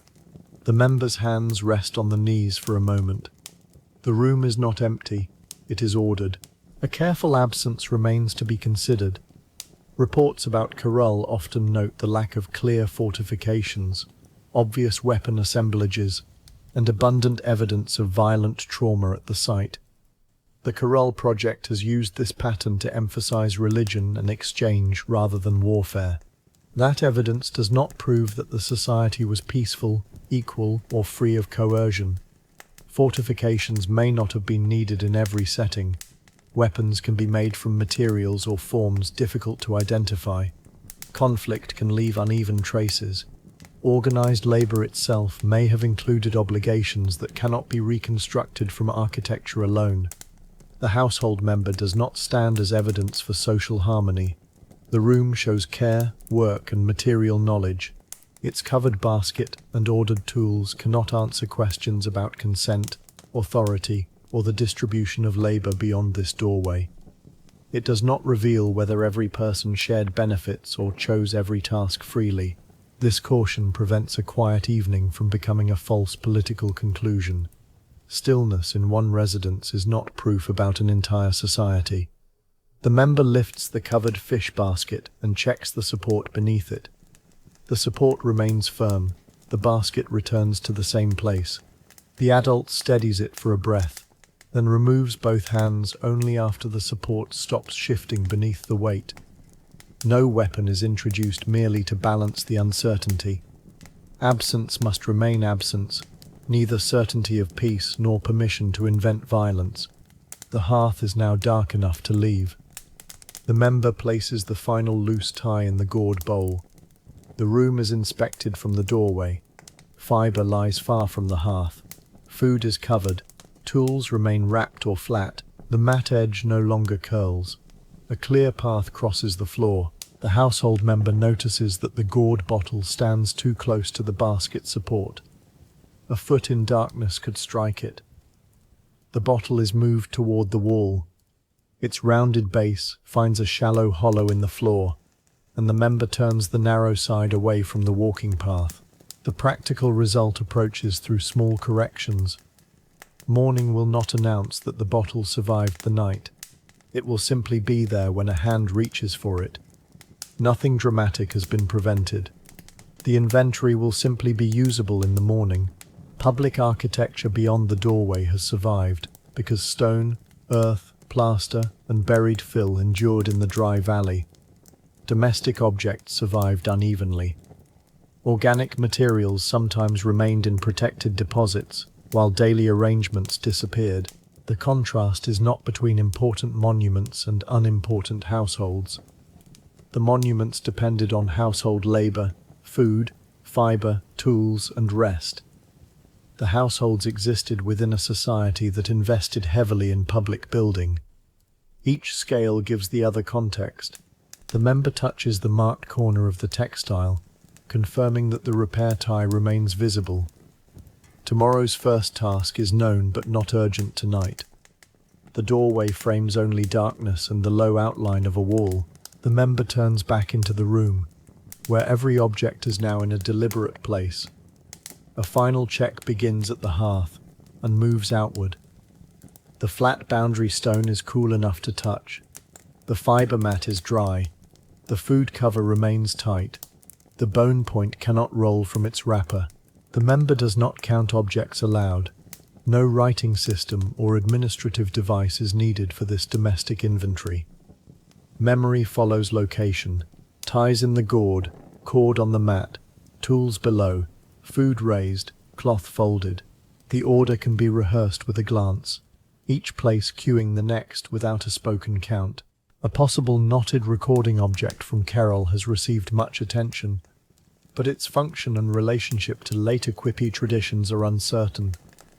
It does not turn every household knot into a record. Here, the knots hold covers and bundles because that use is directly practical. The member lifts the short tie bowl and places it within reach of the doorway. The bowl is set behind the threshold line, close enough for use and far enough that an entering foot will not strike it. Tomorrow, one tie may secure the marked textile while another fastens a carrying load.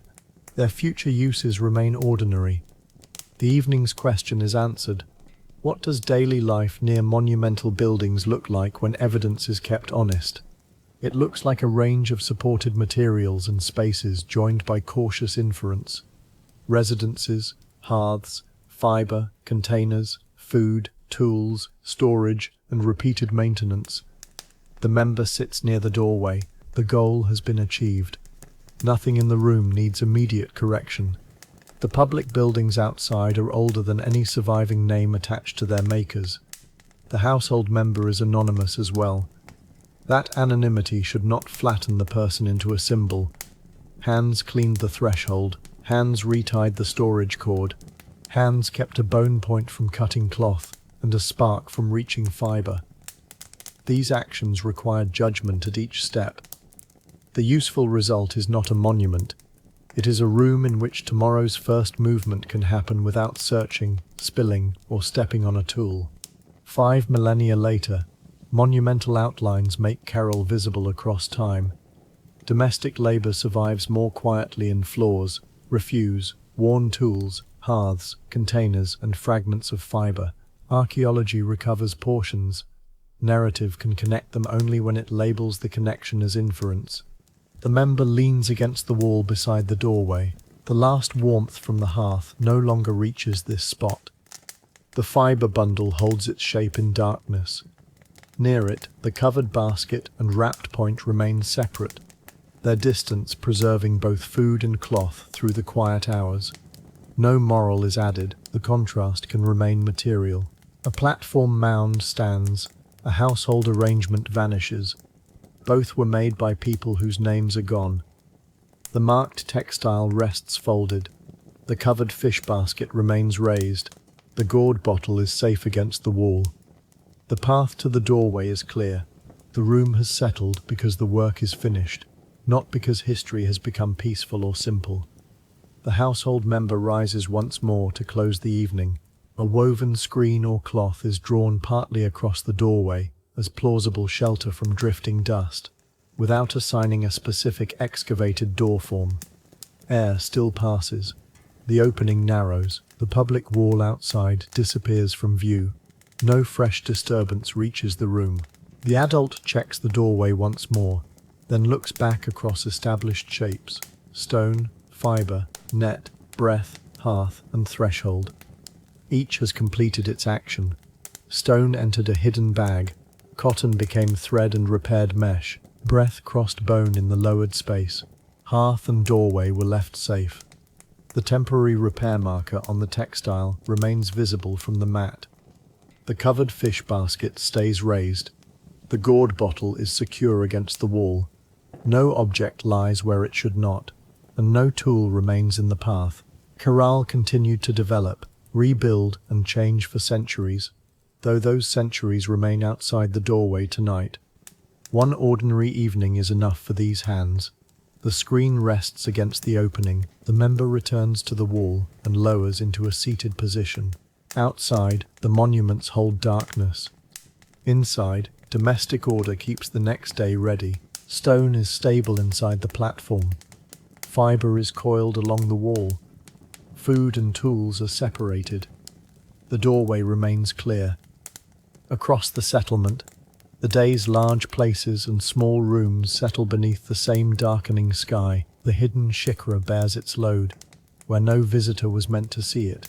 The repaired net lies folded with a marked weakness left for later hands.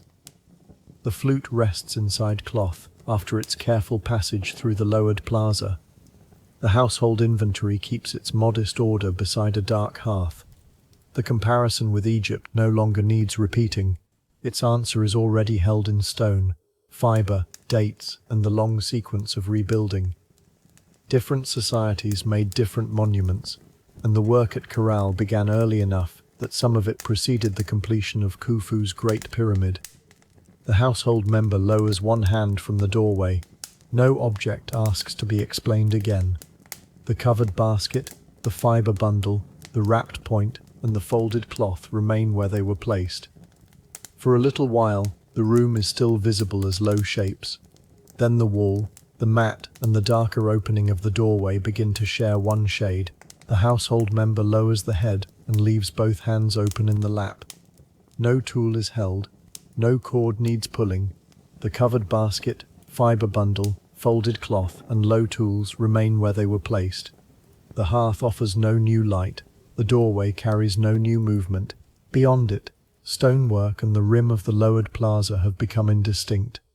The platform's hidden shicras bear their loads without being seen. The repaired net lies folded. The flute rests inside cloth. Anonymous domestic labour has reached an evening pause beside architecture that will outlast every household arrangement. The contrast needs no louder conclusion. One scale survives as a changed horizon. The other survives in worn surfaces, small fragments, and the evidence of repeated care. A final breath passes through the room without entering bone. The household member remains still. The doorway darkens. Stone, fibre, net, plaza, breath, hearth, and doorway are enough now. Each returns without a new task. Each can remain where the hands left it. Stone rests inside fibre. The bag is hidden, its uneven load held among other loads. No hand needs to lift it now. The course above is level.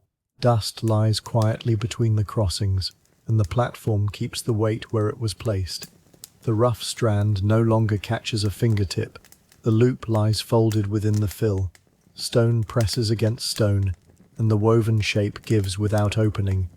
What was carried has arrived. What was tested has held. The hidden bag remains useful without being seen. Stone rests, fibre rests. The completed course keeps both. Cotton thread lies in a soft coil beside the folded net. The remade openings keep their shape. A loose marker rests where later hands can find it, without urgency. The covered basket stays raised. The gourd stands against the wall. Nothing shifts between field and coast now.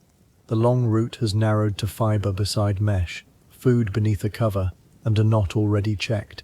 The net is still. The thread is ready but untouched. The basket remains closed. Mesh, cord, and quiet storage keep the work together. The circular plaza is empty beneath its rim. Steps descend into darkness and rise from it again. Bone rests inside folded cloth, away from stone.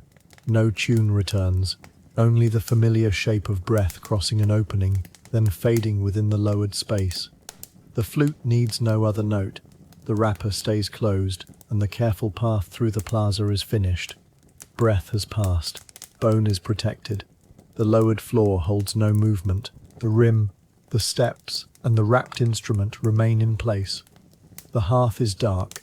Fibre rests beyond it. Food remains covered, and tools lie low against the wall. The mat edge is flat. The path to the doorway is clear. A final warmth has gone from the stone. No ember asks for tending. No bundle asks for tying. The marked cloth stays folded, and the gourd remains secure beside the wall. The room is ordered. The doorway is quiet. Household work remains complete. Dark hearth, clear threshold, covered food, and coiled fibre keep their familiar positions. Stone, fibre, net, plaza, breath, hearth, doorway. The hidden bag bears weight. The folded mesh keeps its repaired row. Wrapped bone lies still. The hearth is dark beside the clear threshold. Nothing more is carried. Nothing more is opened. The room remains dim. The doorway remains quiet, and familiar shapes lose their edges. Stone settles within fibre. Thread rests beside mesh. The lowered plaza keeps its empty steps. Breath passes and is gone. The hearth gives no light. The doorway holds the last soft boundary between the room and the dark.